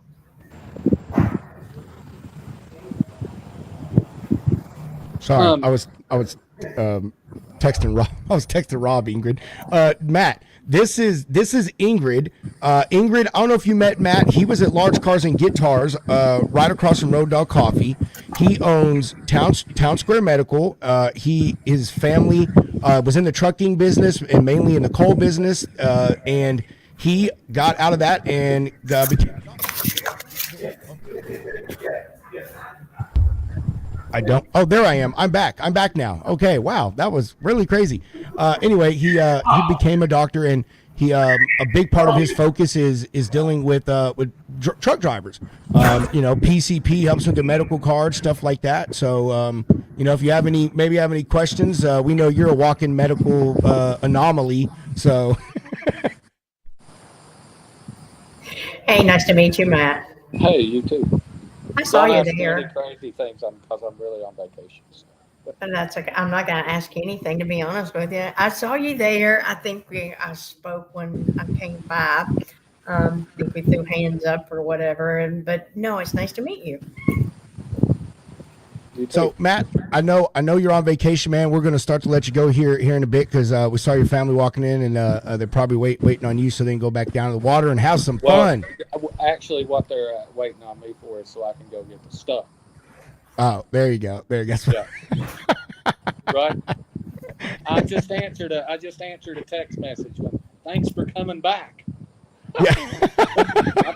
I said I'm going to go up there and talk to a bunch of guys about trucking and about what we're doing. I said it's kind of a business card.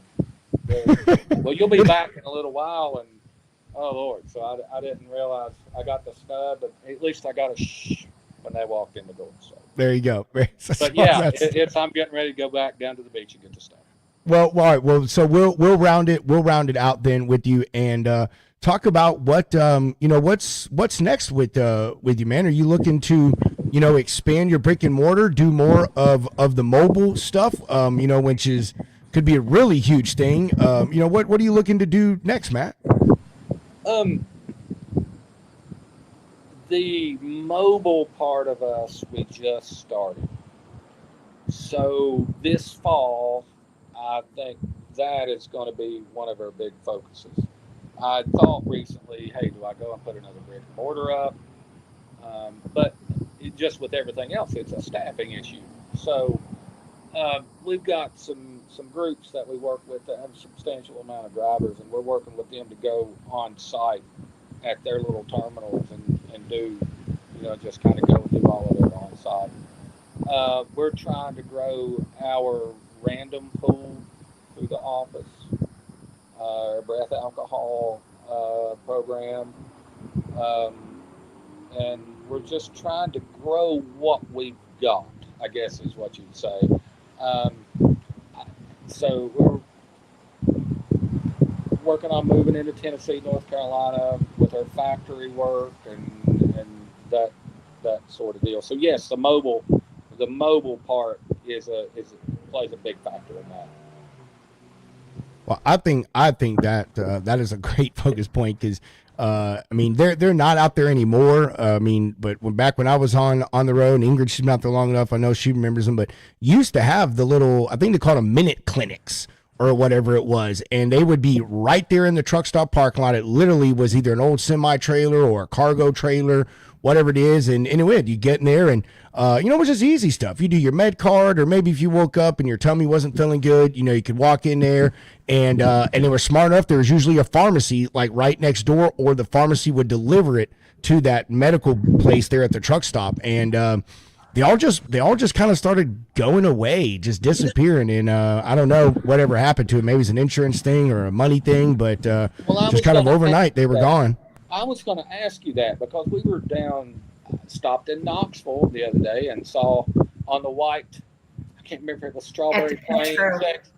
Yeah. And there's one at the Petro as well. Yeah. Sorry, at the 369 on the other side of town. There's one that's open always still? been there. Yes, it's still open. You got the one that's at the Petro in, say, Ontario, California. You've got one.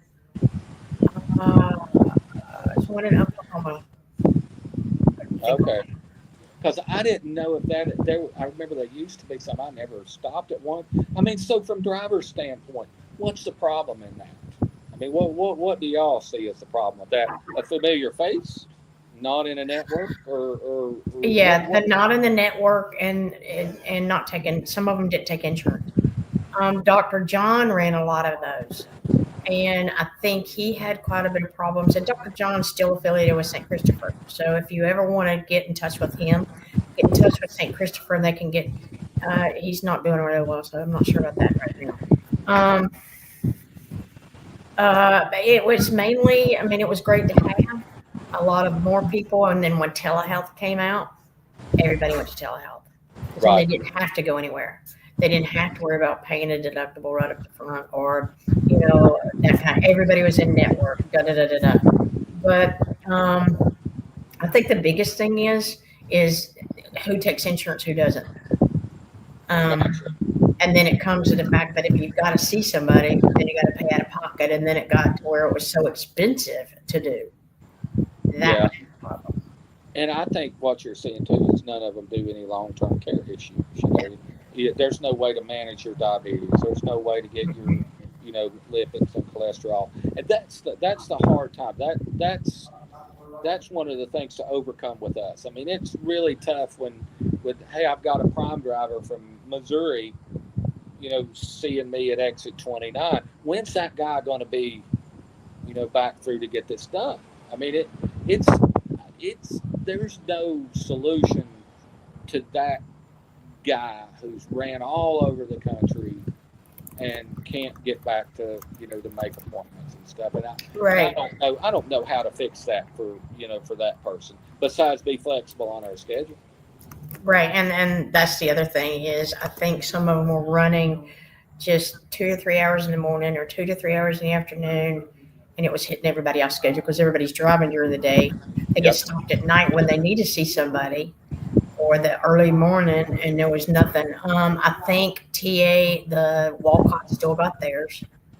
You know, I haven't checked here in Memphis. I'll do that. I'll be here all weekend, so I'll ride over there and see. But yeah, a lot of it was, I mean, remember when they used to be open 24 hours a day? But that's when we didn't have telehealth. We didn't have anything. You could schedule a DOT appointment for 2 days out when you knew you were coming through. Mm-hmm. You know, and a lot of people would monitor, but it just is almost like those days are so long gone. And man, telehealth from my standpoint is so Pandora's box. I mean, I could be sitting here looking at you and doing a telehealth visit. I have nothing but, hey, you look normal, but your right leg could be rotting off, you know. I have no, you know, parameters or anything, and it's such a, I mean, it's just such a black hole for, you know, for care and from a liability, medical legal liability for me. I do my best to steer away from, you know, from telehealth unless it's somebody I'm going to be able to see in the next couple of days. Right. Because there's no substitute for laying a hand on somebody. It's just a black hole, and it's good that you get the access, but it's bad because you don't have the information to really make a good clinical decision. Well, that's exactly what I think is, and then too, it's just like you said. I mean, you look at me and I may look perfectly fine, and you have absolutely no idea I have no lung. Yeah. I'm on infusions. Yeah. But and then the attorney comes in and says, well, why didn't you have her stand up? Well, you know, I would have thought. How are you going to see? Exactly. If I stood up, you still wouldn't know. Yeah, exactly. Exactly. So I don't know. There's no one solution for everything except, you know, just offer as much accessibility and as much assistance and try to be up front with folks and just reasonably try to be a good provider and be a good patient. That's it right there. Yeah. I mean, I 100% agree with that. But yeah. So Paul said, he said there was that guy at the Petro in Atlanta. He's talking about a medical place. He was passing every fat boy for $500 who would go see him. Was patting everyone even without even a perfunctory exam. Then the feds caught him and shut him down. Actually heard there was some stuff some things like that going on, Paul, with some of those medical facilities that were in the parking lot, some of the other businesses that would be in the truck stop parking lots, like they were there and not operating, the way they were supposed to be. And so a lot of the truck stops started kicking them off and then wouldn't allow no one else to come back in their place. I know there was I read about a chiropractor who got in trouble for maybe they were doing 25 or 30 of them a day, and maybe either not doing a vision exam or not doing a hearing exam or something on them. I think somebody got into some trouble, with that. It's a fine line. I mean, it really is, like we were talking earlier, the exam, when I see you walk in the door in the office, there's 90% of your exam done, right? When you pull your driver's license out, that's 90% of your exam is done by me sitting here, talking to you. Hey, you have apprehension and moving your neck. Are you following me when I do this? How animated are you when I'm talking to you? Cross your it's and then the paperwork. It's such an easy thing, but you can get yourself into a lot of trouble when somebody says, "Well, they didn't do this to me." Well, I think that a lot of people, or probably a lot of folks in your position, they probably, I wouldn't say probably, just like some other businesses, there's those bad apples, and a lot of them look for the easy way out and the easy paycheck. You know what I mean, or the easy money from it. There was some folks down here in Houston, and they got put out of business. Coincidentally enough, it was a chiropractor. And they had like this ridiculous number of med cards that they had passed, and then they came back and looked at them. And a good portion of these people didn't have none of the stuff they needed to pass it. Shouldn't have been able to even get the appointment, and so forth and so on. So, there would be an issue with it, and that's probably why it's a lot of those things went away as far as the mobile stuff, because some of them were not doing it right. But I think people like you that have the compassion, the empathy, the sympathy, the understanding, all the stuff that you have, Matt, from your time in relation to the industry, I think you're going to do a really good job. You guys continue to expand, and that mobile thing is, man, that could be such a big help. And even not even the med cards, dude. I'm telling you, like, can you imagine how hard it is to find an urgent care that you can fit a truck in their parking lot, or that you can park a truck anywhere near that place and walk over there if you've got a stomach bug or a headache or whatever the case may be, So, having that access, someone that can come to you, or you can go to a place you can at least fit your truck, is of immense importance and sorely lacking. Yeah, and this thing's kind of in its infancy. So if you guys, your viewers or whatever, have suggestions or questions, or hey, this might work, or I'm ready, to field ideas and change and be variable, and because it's all about just helping the people, and if you help the people, then you're going to be all right. The money will come if you help the people. I agree, Matt, and I know that you got stuff to do. You want to get back down to the beach and have yourself a fun time. So before we let you go, we'll say thank you again. And do you have any exiting comments, questions, concerns, updates that you got coming? And make sure you give yourself and your business some plugs. Tell everybody where they can find you. Well, you can. One of the biggest things is you can get a hold of us by townsquaremedical@yahoo.com. Get us on Facebook at Town Square Medical. We're real receptive on that. Phone number here in Glade Spring, Virginia is 276-429-1410. And my biggest thing for people is, if you don't know, ask questions. Okay, if you go in and you don't know what to expect, then you can't expect. You can't perform if you don't know what to expect. Right? Go in every situation. Your DOT exam, your doctor's office. We're here for you.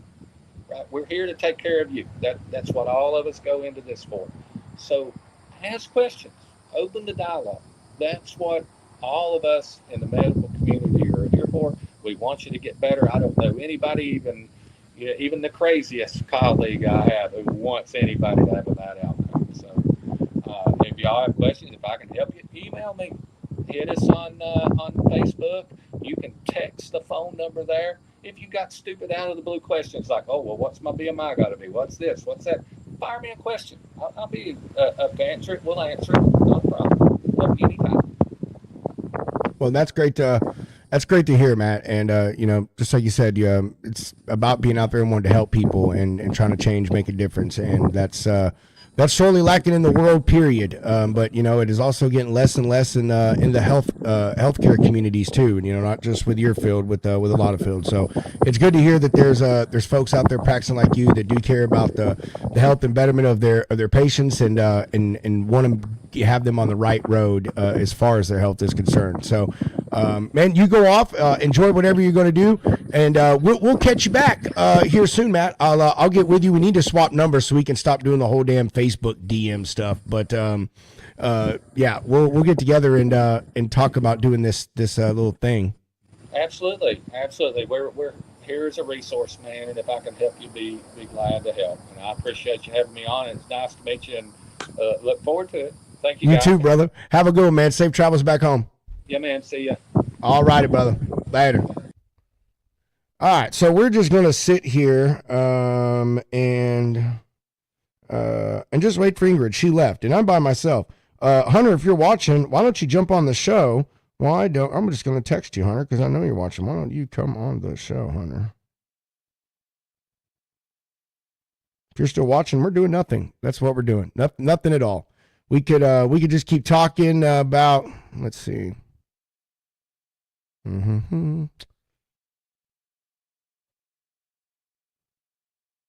what happens when you plan to have other people join you, and then they get rained out and all that other stuff. So we're gonna wait for maybe Ingrid for a minute, and then we're going to shut it down. Hope everyone enjoyed the show. Matt had some pretty good stuff to say, talking about the med cards and things that y'all need to do to be prepared for those. Make sure that dealing with that stuff is as easy as it can be, and some stuff for y'all to make sure that you're keeping control of health-wise while you're out there on the road. We talk about those things a lot here on the show, with the fitness folks that we have on, people like Dr. Mark Manera and Lombard, Klingensmith, all of them. We talk about how to get yourself healthy, and so having someone on here that can show you the comparisons of the things that happen when you aren't healthy, having heart issues and your high blood pressure and all this stuff. And those things hurt your career. They can take away your med card. And as you know, without that med card, you cannot be driving a truck, or at least not legally. And you want to have yourself out there, still continue to support your family. You need to take care of yourself and be healthy, and go in and being seen a doctor every once in a while. It should be going at least once a year. Personally, I would say go at least twice a year, especially if you're a truck driver. A lot of the problems that you have, you're not going to be able to catch. You don't notice them. You just may write them off for something else. And if you happen to be in the Glade Spring, Virginia area, you can, oh, there he is, man, my savior. If you're in the Glade Springs, Virginia area, you can go hit up Matt. He says he's right up the highway from where the Petro is there. So. All right, hold on. Check this out, man. A tree just fell down right in front of our hotel. Oh. Yeah, we're absolutely in the middle of a tornado right now. Oh, that's fun. Hey, we got some friends here. Hello, y'all are on the Logistics Lounge now. Oh, what's up? It's a tornado party. A tornado party. Yeah. Where's Bane? Bane's probably out there dancing in it in his skivvies, isn't he? I bet he is. I know he is. Do what? I said Bane's probably out there dancing in it with his skivvies and American flag. We did see a fella run by that looks suspiciously like Bane, and I'm not even joking. Like, shirts off. Hey, just so you know, Long Haul Paul, his first comment of the show. I don't have my reefer hat on today. Yeah, he said, Pedro, where's Reefer? And you come on, and he said, Reefer. You speak, and I show up. Paul, if you're watching, if you want to hop on and hang out, Paul, I shot Denise the link to join on Facebook if you want to come on. Spencer, if you want to come on, just comment. I'll shoot you a link on Facebook too. You can come out and hang out with us. So you just freestyling it right now? Yeah. We were about to get off, and then Ingrid DM'd me on LinkedIn. She said, "Can I come hang out with you?" I was like, "Yeah, sure." And I thought Steve was going to be here, but apparently he got called away to dinner, so I got left all by myself. Well, see, this is what happens when I leave. You get into these predicaments. Exactly, dude. It's like the replay of the first show all over again. It's People like, say I don't do much for the lounge, but it's moments like these that keep me hired. dude, it's so funny. I've been telling everybody that we fired you, and I have had 2 people DM me and say, "Did you really fire Hunter?" You big dummies, don't listen to Pedro. You should know that. Because I said it on Wednesday, and then again today. I told him that Steve goes, "Where's the last place you saw Hunter?" I was like, "I don't know. Last place I saw him was on the corner at the Walcott, Iowa truck stop with a tin cup." he said had a sign, "We'll podcast for food." Oh God, that's funny. Oh man. Well, yeah. Anything about Iowa, it is hot and there's a lot of tornadoes. That's there's some badass trucks here, though. I will say that. I can't believe that you guys got all that rain like that, man, and there's tornado warnings. I haven't even got to go into the museum yet. There's I feel like I've been rushed. I've definitely got some good interviews, a lot of cool truck videos, but there's some folks I wanted to talk to. I just saw Lee today. She pulled up on a golf cart and was like, "Hunter," and so I'm gonna try and talk to her and her pops tomorrow. But yeah, well, if anything, it just gives me a reason enough to come back next year. Yeah, but I am gonna petition big time for this show to be in the fall. No tornadoes in the fall time, and it's cold outside. So I mean, makes sense to me. Dude, everyone that has ever gone to that thing has talked about how hot it is. And I'm like, man, it's Iowa. Do you see seriously? my freaking sunglasses, my tan lines on my sunglasses, dude? Like, it's nuts. I probably lost 5 pounds, which that's a plus. But yeah, straight up putting salt in Gatorade just to get the electrolytes in you. Dude, that is crazy, man. But so what's been your favorite part of the Trucker Jamboree? Outside the obvious, dude, the pork chop sandwiches are to die for. I mean, these things are this thick cut and cooked all the way through perfect and still juicy. It is fantastic. But yeah, a lot of working class trucks. The truck stop's huge. But yeah, I don't know. Just seeing some familiar faces, meeting new folks. Like I was telling you about that dude, that builder, John Osborne, who built Dreamsicle. That's one of the trucks that I saw on the internet and was like, "Oh man, I hope I can see that someday." Got to meet the guy. So yeah, dude, and got to see that Tim guy, builder of Death Wish. So to see that truck go from where it was, is that slammed? Oh, never mind. Okay, it's that blue truck that he was one of the interviews I did at a show for Lowe's. Nah, dude, this one, it's a Peterbilt, but it's like a rat rod style, but it's shiny stainless steel. Oh no, dude, I haven't got to talk to that guy. Dude, that truck was ridiculous looking, bro. Yeah, pretty cool, right? Yeah. And Alex is there. He interviewed a guy who had a really sick truck, man. The whole truck is done in firefighter theme. Oh, even yeah, the trailer. Dude. Yeah, I haven't seen him buy his truck yet, but dude, so I was talking to that Tim guy. He said there's some feller here. I forget what they call him, but he's from Germany. But he had his truck. He drove it across the U.S., had it shipped across the Atlantic, and then he drove it from wherever he got it dropped off at in Europe all the way to Germany.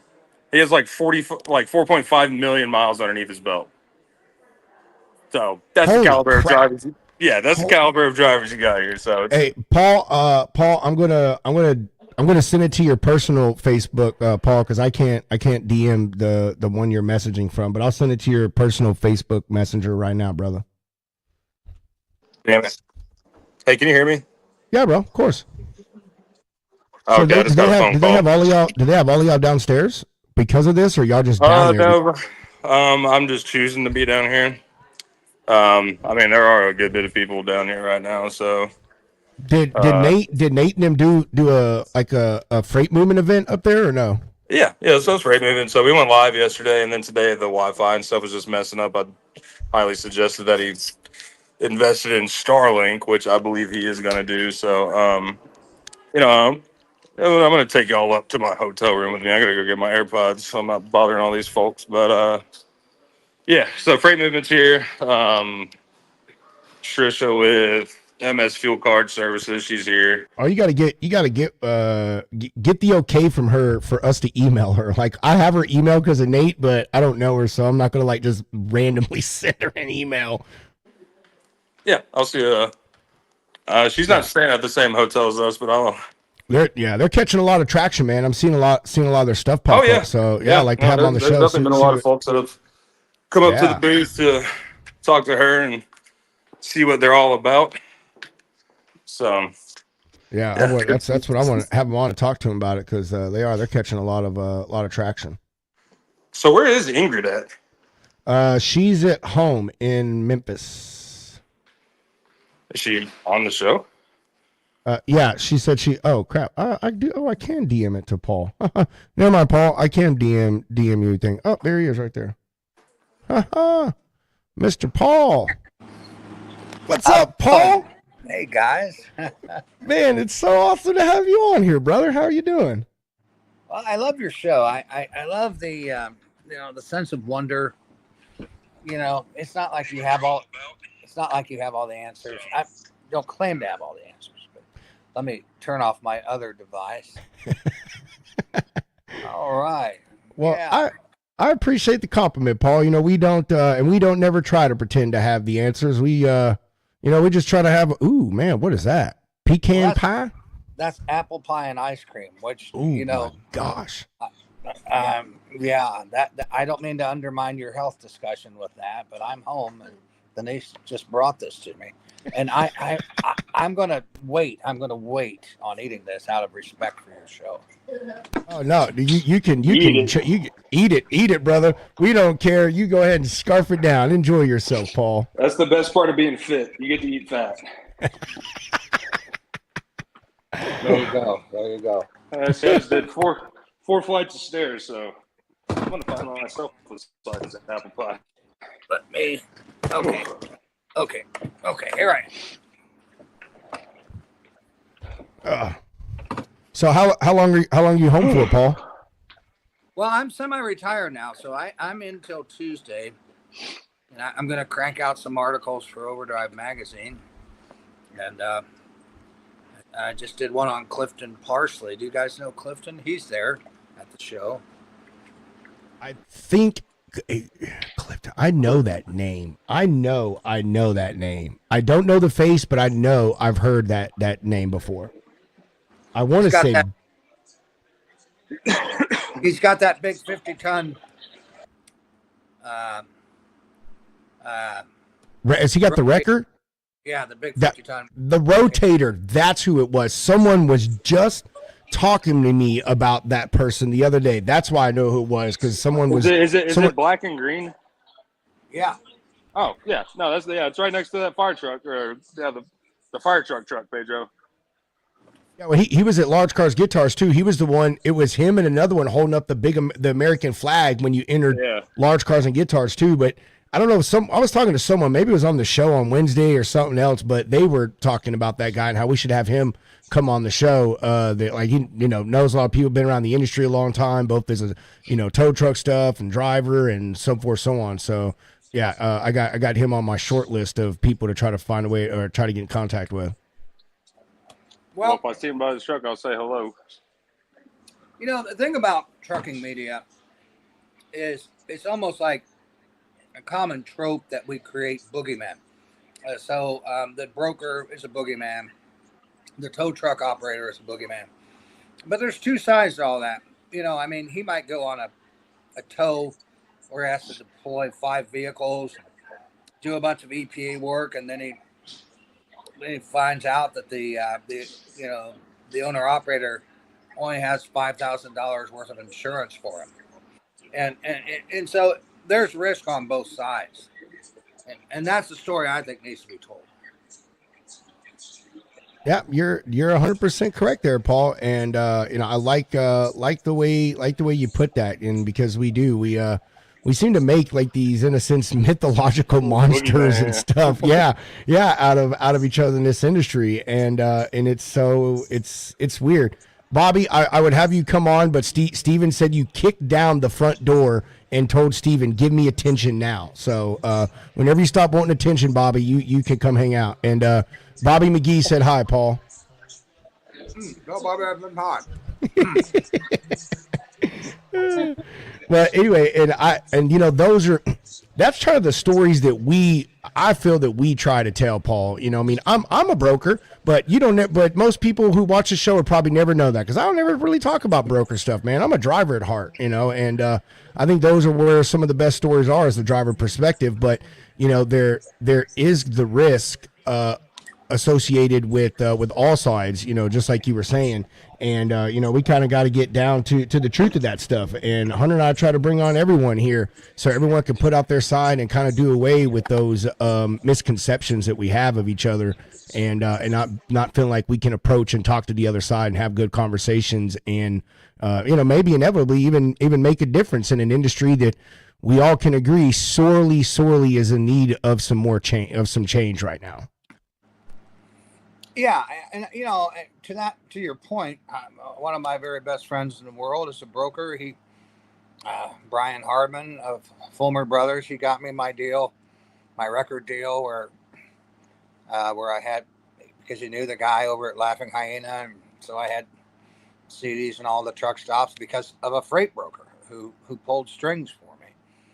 So I'm not on that bandwagon where all brokers are evil. However, there are certain brokerage offices that I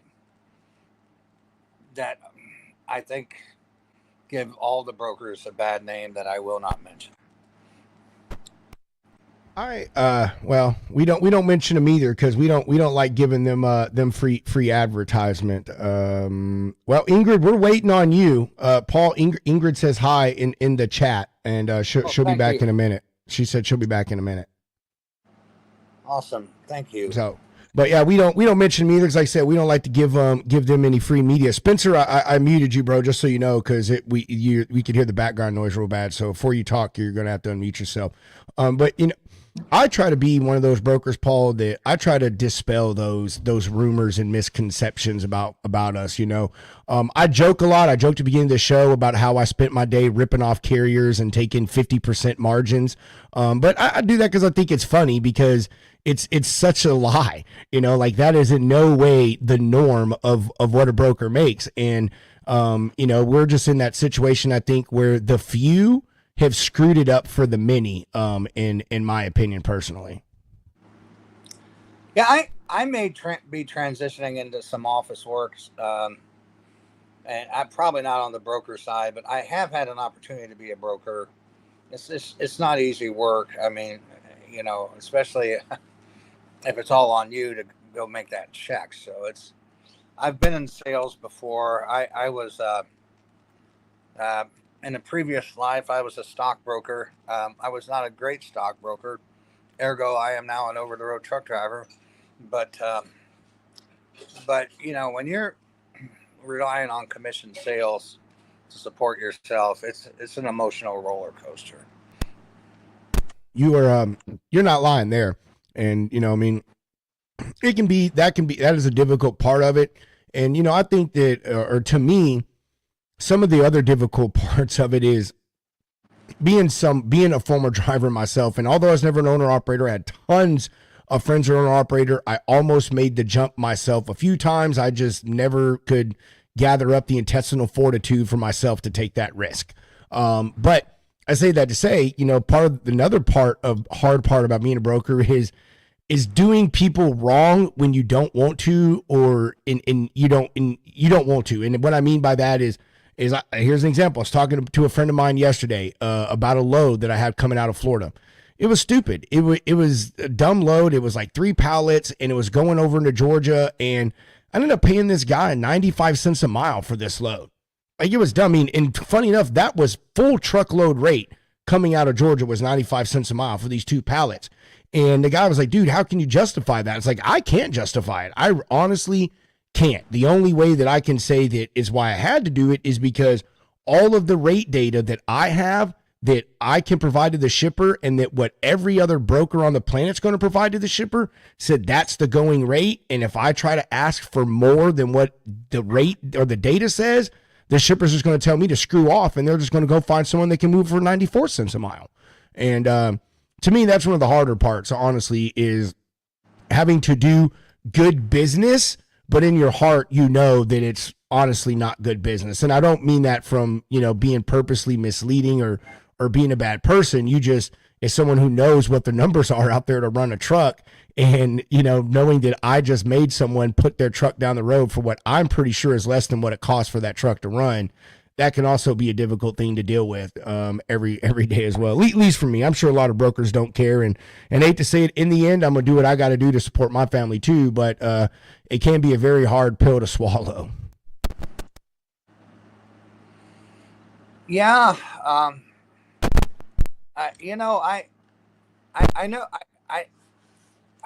touched on this I know I told you this before, but it seems like I never knew a good Florida produce man who wasn't slurring his words at 5 o'clock. It's a hard job, and I don't, I'm sure there's some out there, but I don't know. It's sort of, I'm not saying I want brokers to be alcoholics, but it seems like the best ones, in my experience, were alcoholics. Probably. I don't know. I don't know. I'll take your word for that, Paul. I don't know where else to take that. Hey, Spencer, have you ever had the pleasure of meeting Mr. Long Haul Paul here? Oh yeah. He's a follower and supporter of Road Dog Coffee Company, man. Great to see you again. What did we do with that? We bought some Road Dog coffee at the truck show, and I think we left it in Brandon Carpenter's trailer. Funny you say that. Someone stole my coffee that I bought in Brandon Carpenter's trailer too, Paul. So that makes two of us. Well, I tell you what, Hunter, you've got my cell and all that. Give that to Paul, and Paul, give me your address, and I'll get you some out. You just tell me what you want. It's on me. Oh well, we're happy to buy it. We're happy to buy it because we're all trying to sling a little merch, Yeah. But yeah, I that you sold out of that Nemo coffee, didn't you? Nope. Still have some. Quite a bit of it. Oh, good. I might get some of that Nemo coffee. Yeah, whole bean and ground. So you've got options. Well, we've gone whole bean. We've taken it to the next level out here. Yeah. That's good. Be on the lookout. October, November range. We should be launching. I should be launching Road Dog Cigar Company. Oh wow! Yeah. Wow. I'm a big cigar guy, so it's we're gonna do Highways and Heroes, Black Dog, and Long Haul to start. I could text Pedro copies of the bands, what they'll look like, the cigar rings, and I don't know if he can display them or not, but send them to me, man. I'll show them. Pretty exciting. Nothing better than coffee and cigars, because a lot of people don't realize that the coffee plant is basically the sister plant to tobacco. There's a lot of similarities in taste profiles and so forth. So that's why coffee and cigars go so well together. Well, one of my fondest memories on the road was when I was a plant hauler. I would go down. I was in Miami, and I would go down Chrome Avenue at the corner of Chrome Avenue, and Quail Roost Road was a little Exxon that had good Cuban food, but next door was a coffee vendor and a cigar vendor, and I would get my Cuban coffee, and I had good. At that time, I think they were maybe Nicaraguan cigars, or maybe they were, I don't remember, one of the good South American cigars. Drink my Cuban coffee, smoke a cigar, and read El Nuevo Herald, which is the Miami Herald in Spanish, with a dictionary, sitting in the sun, and I learned how to speak Spanish that way, and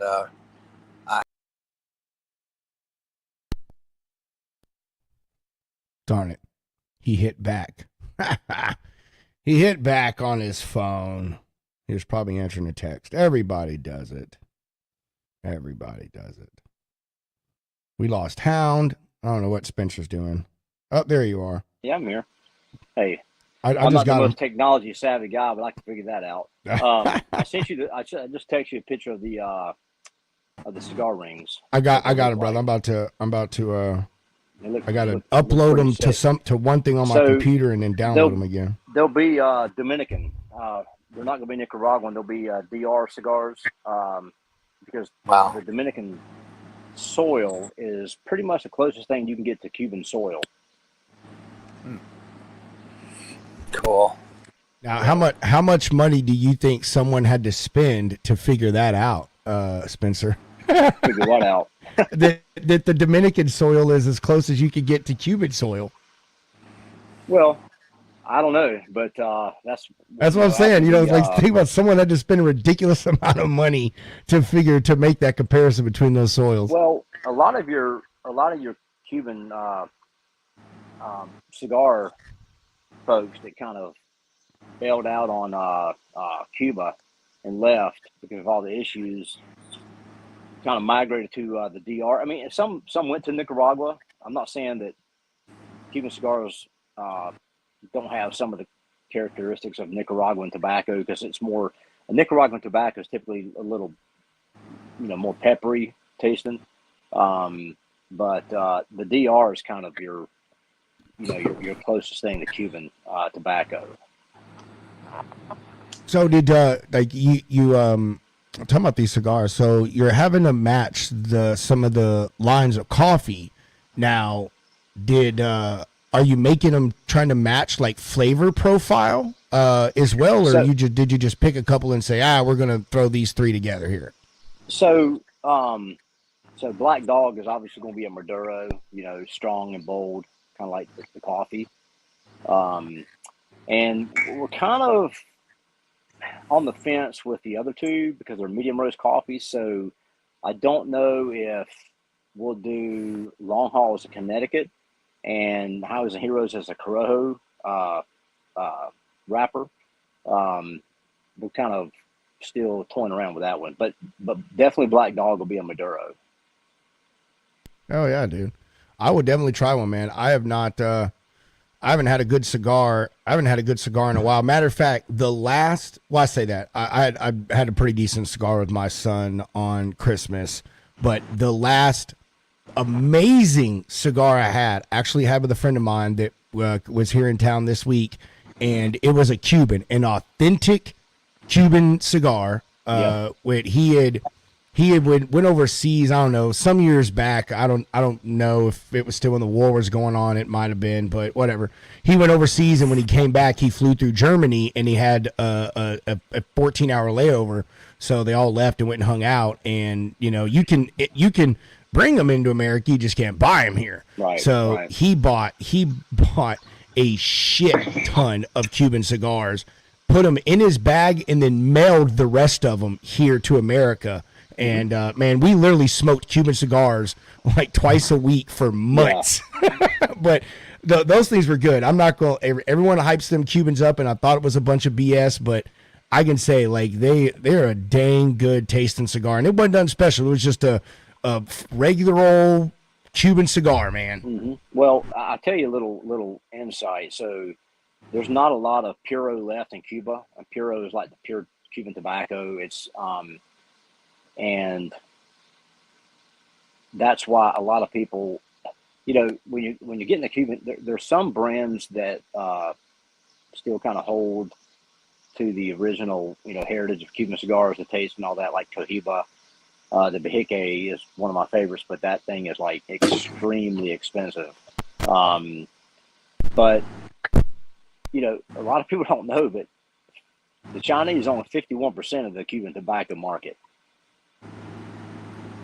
Totally believe that. Totally believe that. Did not know it, but I 1,000% believe it.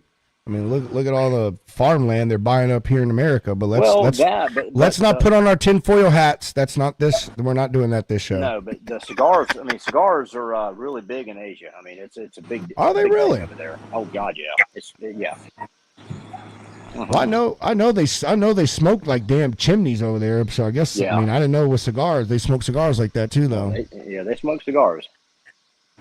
Well, hey, we're gonna end it here in a minute, but before we do, Paul, I want to talk to you, man. What do you got going on next, Paul? I mean, I know you're at the house. You said till like Tuesday, but I mean, what do you got going on, like shows and stuff that you're doing? Where can people see you next? Well, August 8th and 9th will be opening for Tony Justice on the 8th and the Kentucky Headhunters on the 9th in Baraboo, Wisconsin. And that will be the first annual Badger State Trucking Show. It will be held at the Wisconsin Steam Center, or the Wisconsin Steam. It's not the fairgrounds. It's this large facility devoted to a steam engine show. Ooh, and cool. And I'm excited to be opening for the Kentucky Headhunters because Sherman Stockton, my guitarist, is great friends with them. He does their luthier work and works on their electric guitars for them. So that'll be like a nice homecoming for Sherman. And the Kentucky Headhunters are genuinely nice guys. I met them at Large Cars and Guitars. And I admire this group of young guys just like yourselves who are just out there making cool things happen in trucking. And, small town Wisconsin boys who saw the Children's Make-A-Wish convoy become defunct last year which was the last of a wonderful 35-year run in Waupun, Wisconsin. And that convoy ended with the ending of that show. And they said, we can't let it end. So you got to admire these young guys who roll up their sleeves and make cool things happen. I'm for it. I think us old guys, it makes me proud. I'm proud of your generation and what you guys are accomplishing, Pedro.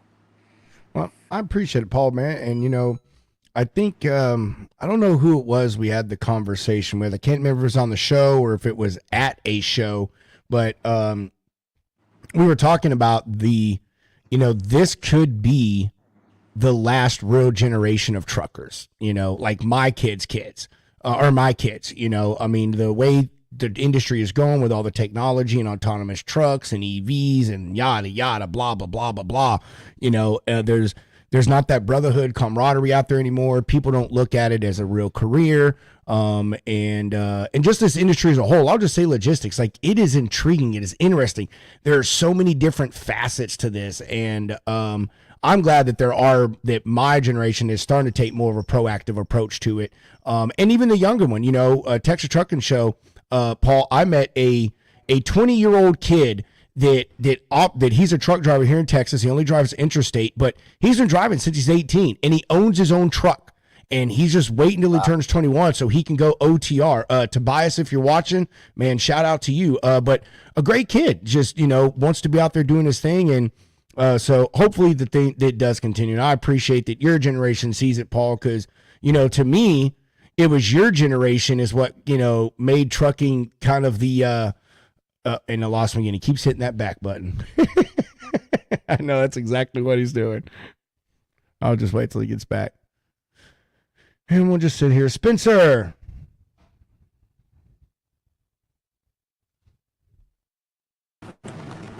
You keep hitting that back button on the bottom of your phone, don't you, Paul? I keep doing something. I keep You keep knocking hitting myself off.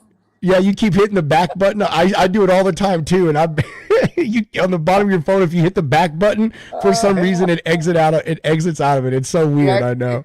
It kicks me off, but yeah, you know what? I love Bill Burr and his comedy. He said, he said when he was growing up in the 70s, he wanted to be a truck driver because of all the songs and the music. Like the 70s were like the best recruiting decade of all time for trucking. So I was filled up, completely filled up with all those visions of grandeur that never really materialized. Very, very true. I mean, I know I fell into it because I mean, I was a truck driver in the Army, and I got out. It was just too easy to get my CDL. But I did have that that young boy infatuation with it. I think all boys do. All guys do, and I'm sure a lot of ladies do as well. But especially strong the guys, like every guy wants to drive a truck at some point in their life.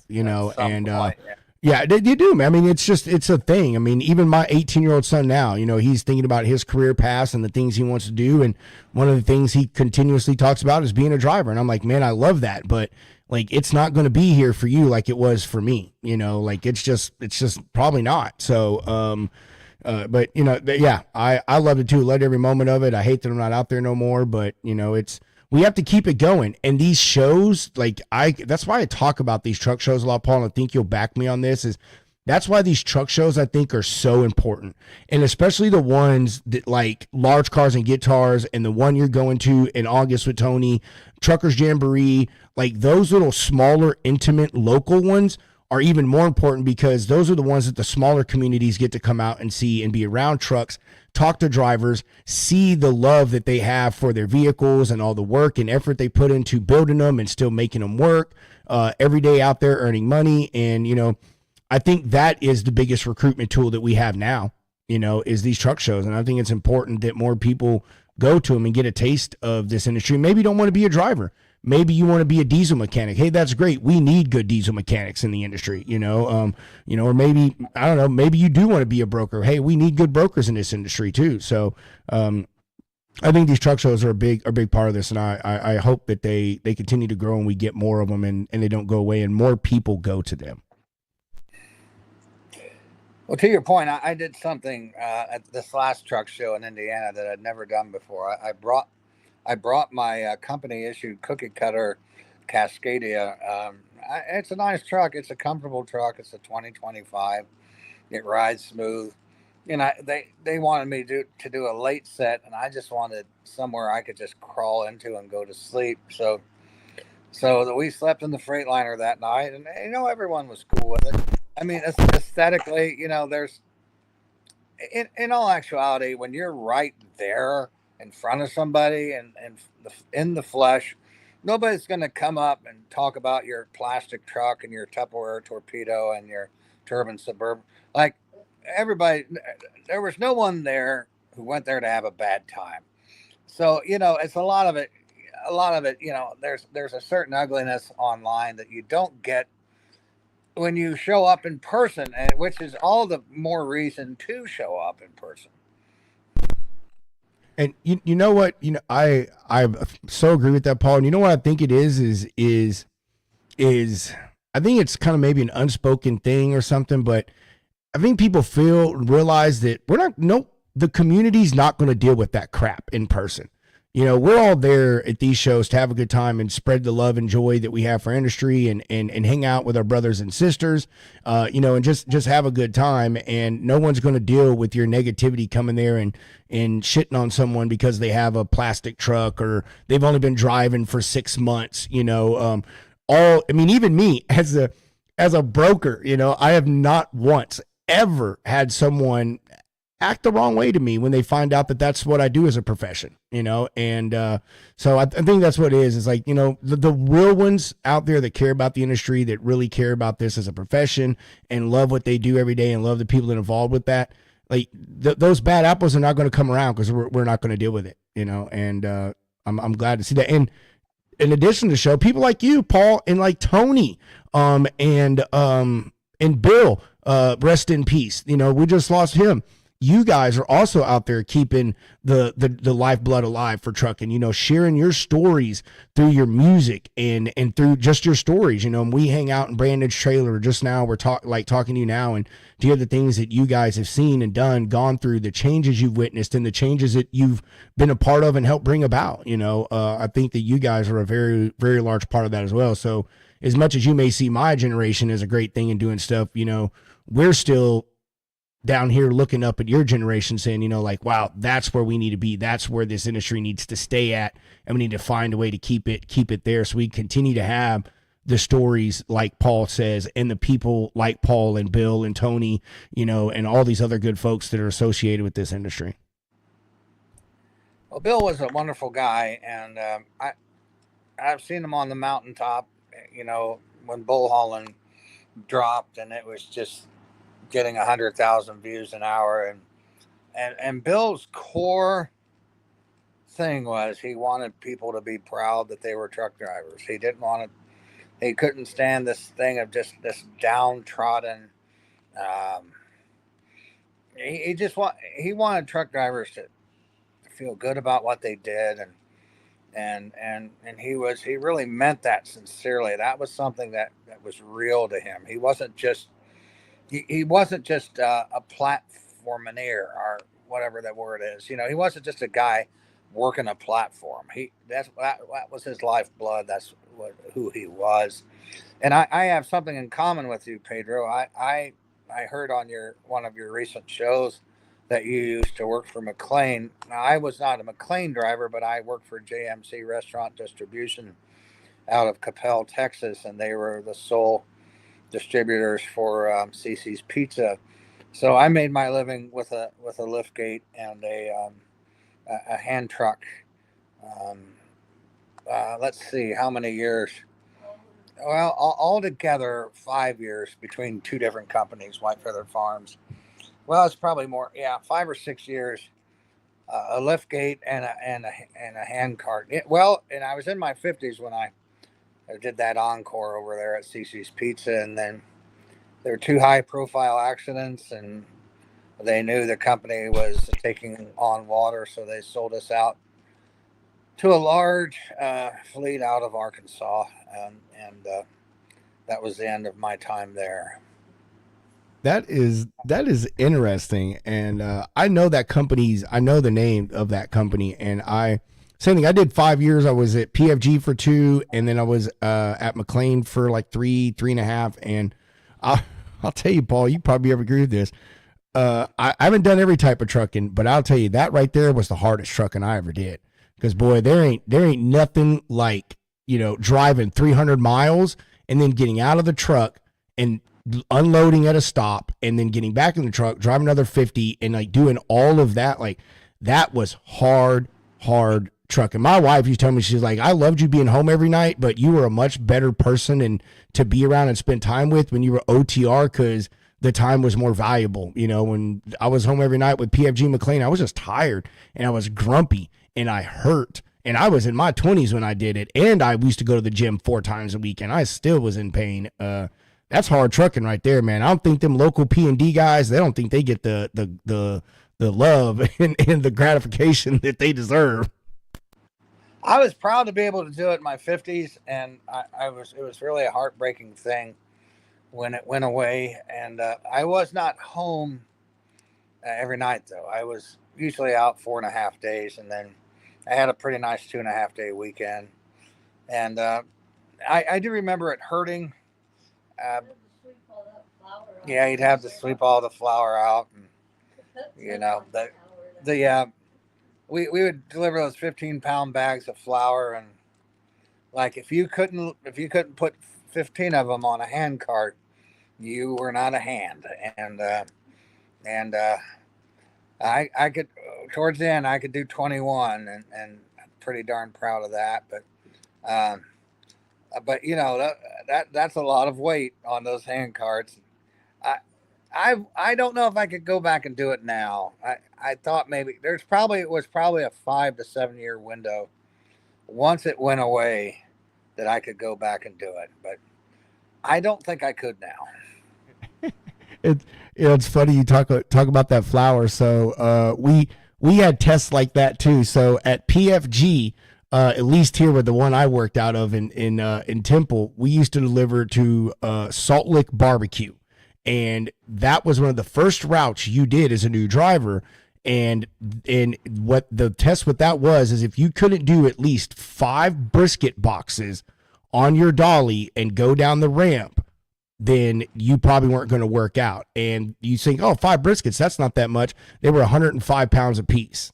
And so that was the thing, 5 briskets down the ramp. And if you couldn't do those 5 briskets within your first week, then like you probably weren't going to work out. And That one stop was half of a 53-foot trailer, and it was all meat, brisket, ribs, roast, all that stuff. And the smallest box was like 55 pounds. But yeah, that's that. And then PFG or McLean, it wasn't a weight thing. It was cigarette stacking.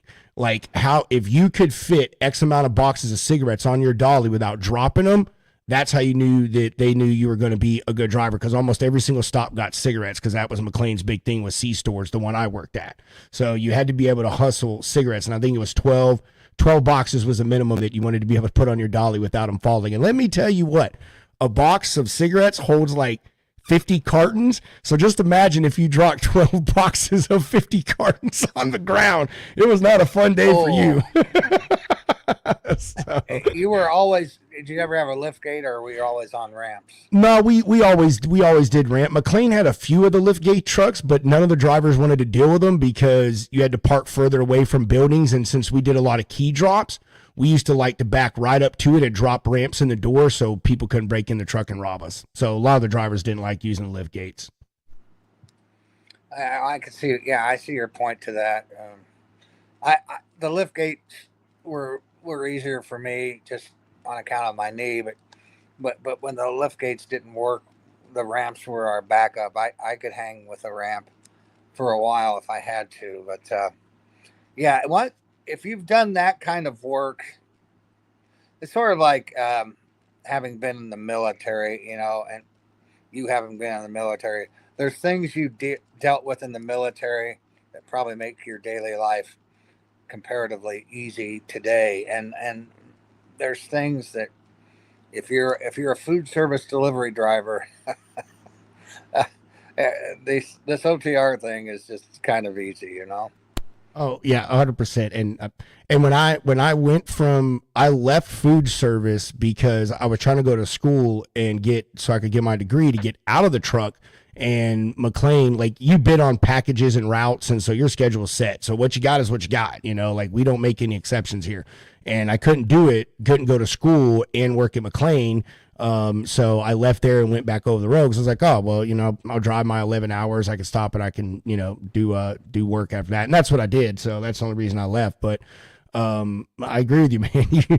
My point is, when I left food service and I went back on the road, like, I was so fit and like everything was great. And I was like, man, this is the easiest job in the world, man. I just got to sit here and make sure the steering wheel stays straight. So yeah, I agree with you. It's a different thing. But yeah. We're going to, Paul, I'm going to go ahead and end it here. I'm about ready to go get myself something to eat. We've been on 2.5 hours. I know you've already eaten your apple pie, but I'm sure you got some relaxing that you want to do with you and Denise there. And so before we go though, Paul, you have anything you want to say? You already told us about the show in August, but do you want to give yourself some plugs, like tell people where they could follow you at or find your music and everything? Yeah, they can go to the Long Haul Paul Music on YouTube, or find us on Facebook. The website's down. We're supposed to be rebooting it. My daughter's in Montana. She's my IT lady. And so the website's been down for a minute. We're trying to reboot that on Bandzoogle, which is a site that says it's so easy, even musicians can do it. And we tried to redo it ourselves, and we got in over our heads. So we're doing without a website right now, but if anybody needs anything, they can. I mean, my phone numbers. They can get a hold of us. I mean, if you want to find me, you can find me. We try to answer every sincere message we get, and we are going to watch the Indiana fire. I don't know why, but I haven't cared. Excuse me, the Indiana fever. I'm so sorry. We're going to watch Caitlin Clark and Sophie Cunningham battle it out. I don't know why, but I'm way too invested in that team. It seems like it, Paul. It seems like it. We may go to a game on Sunday, but yeah, it's like, do you think the algorithm just tricked me into caring about the WNBA. Like, I've never cared about. No, Paul. I was just about to say that before we get off on another thing here, that we're talking about the younger or the newer generation. This new generation of WNBA player, like, no, it's made it popular. You know, all the because you're finally getting to see all the stuff you see in the NBA, all the little player beefs, and you know, there's actually being real money dumped into it and stuff like that. And so, no, I don't think the algorithm did it all, because I kind of follow. I don't follow the scores, but I follow the news of it. You know, who's where, what's in what standings, all that. And so, no, I just think that they're doing a better job of putting it out there, and you know, people are saying, "Wow, man, like." You know, these young ladies, they do as just as good of a job, if not better, put on a hell of a show, just like these other basketball players. I have probably invested 7 to 12 hours of my life watching Sophie Cunningham clothesline that girl, and it's time I'll never get back, and I'm okay with that. It's not a prurient thing. It's not a creepy thing. I just, it was like justice. I think Caitlin Clark is a metaphor for all of us who go out there and do our best. We get pushed down, we get kicked, people foul us, people screw us over, and nobody intervenes. And then here comes Sophie Cunningham. Boom! Don't do that to my friend. And we all wish we had a Sophie Cunningham in our lives. That is a dang good analogy right there, Paul. That's a really good one, man. Spencer, if you're still with us, what about you, man? You want to say anything exiting? I know Paul and I control the conversation, but, you know, sorry. Oh, no. I mean, hey, I've been enjoying it, and then I'll listen to you guys talk about McLean and all the food delivery stuff, and kind of making me hungry, talking about brisket and all the good stuff and good music, you know, good country music and food. You can't beat it, right? But no, thanks for asking me to, you know, jump in. But yeah, everybody go to Paul's site and listen to some great music. Check him out on YouTube. I mean, I have, and I truly enjoyed it, and just it's great knowing that guy. I mean, he's a historical trucker that's you know, still got a lot to offer, and you know, talking about the new guys that. You know, I think the new guys they'll never measure up to the old guys. It just won't happen.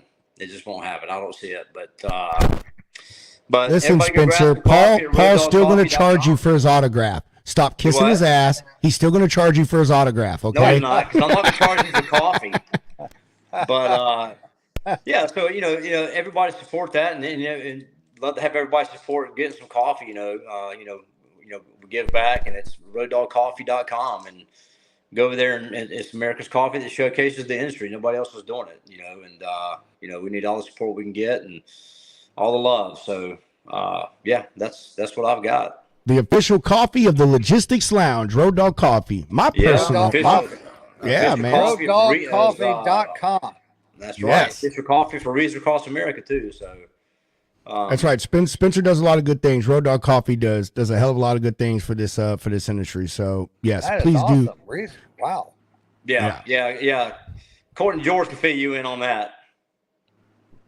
And and while we got you, Spencer usually has a code on his site for first time buyers.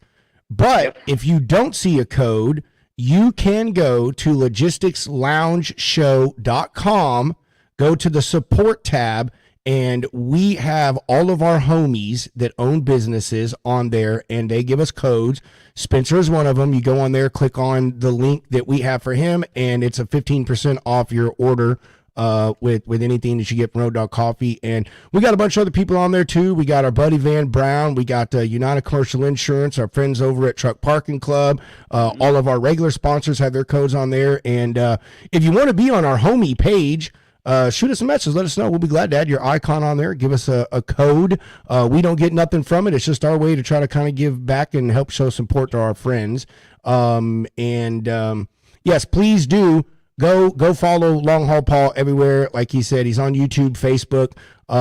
Me personally, you can start with any Long Haul Paul song you want, but if I had to choose one for you to fall in love with Paul, it would be Beans and Corn, because that was the first song that I ever heard Paul play, in Brandon Carpenter's trailer at Matt's 2024, and it is still to this day my favorite Long Haul Paul song. Cool. And with that, we're going to get out of here. We're going to end it. Paul, thanks for hopping on, man. Whenever you're watching, if you always answer your comments, your questions. I mean, but if you ever want to come on, you want to join the conversation, Paul, just put a comment on there and say, "Hey, Pedro, shoot me a link." You can come on and hang out with us anytime you want. Spencer, same thing. You already know that, bro. You ever want to come hang out, just tell me and I'll shoot you a link, dude. I hope all of y'all have a great rest of your evening. Paul, if Denise can't hear me, make sure you tell Denise that Hunter and I said hello. And she says hi. Your wife, she is such a sweetheart. I finally got to meet her at Large Cars. Everyone had told me at Matt's this year. Everyone told me how sweet your wife was, and I finally got to meet her, and it's so true. Yeah. Thank you. She's been, it's a funny thing. For the first 30 years of our marriage, we were just locking horns over everything. Then I started doing music, and that's the only thing we sort of walk in agreement when it comes to the music. But when it came to trucking, the kids, we were young and it was tumultuous. But now it's nice. Well, it's always great to do, and that's kind of my wife and I too. Like we're just now getting to be husband and wife. We've had kids our entire freaking relationship. Denise, if you can still hear me, Bobby and Stephen McGee say hi too, Denise. Okay. She said hi, Bobby. She says hi, Bobby. All right, so we're going to get off here before we get jumping on to something else. Appreciate everyone hanging out with us. If you're just now tuning in, please go watch the first part of the show. We had Doctor Matthew Justus on. He owns a medical clinic in Glade Springs, Virginia. It is just an exit or two down from the Petro or TA, whatever is there in Glade Springs. He has a heavy focus on driver medical care, helping with DOT cards. If you need some continuing care, your PCP, he's glad to help you with that if you're in the area normally. And he can come to you as a mobile trailer as well. So he can come to you and help you out wherever you are in the area, I'm sure. So make sure I'll go follow him, Town Square Media out of Glade Spring, Virginia. Go watch the show. Back earlier, he gave a lot of good information, could help you drivers out. And with that, we will see everyone next week. We hope you have a wonderful weekend. Yep. Heard there's going to be some crazy storms here in the South and moving through the Midwest. So if you're out there, there's my kitty. If you're out there on the road traveling, please be safe and pull over. Don't drive through that crazy weather. And we'll see everyone next week. Stay caffeinated. That's right. Stay caffeinated. We like that one. Stay caffeinated. And whenever you drop those cigars, we're going to bring you on, Spencer, so we can debut them here on the show. But we're gonna end it. Everyone have yourself a wonderful weekend. Well. Paul, you too, man. You again, buddy. Yep. Y'all have a good weekend. Hey, Spencer. Pedro. He's not here, but I'm still going to say it. Wow, completely threw me off, and I'm the only one left. Oh, never mind. All right. As I always say, we got it back together now. As I always say, chunk them deuces, and Mr. Hound, who is not here, roll that beautiful bean footage. The views and opinions expressed on this show by its guests are not necessarily those of Lounge Media Group or the show host. So if you sue someone, make sure it's the party responsible for hurting your feelings. Also, grow up, be an adult, and understand not everyone thinks like you. And that's okay.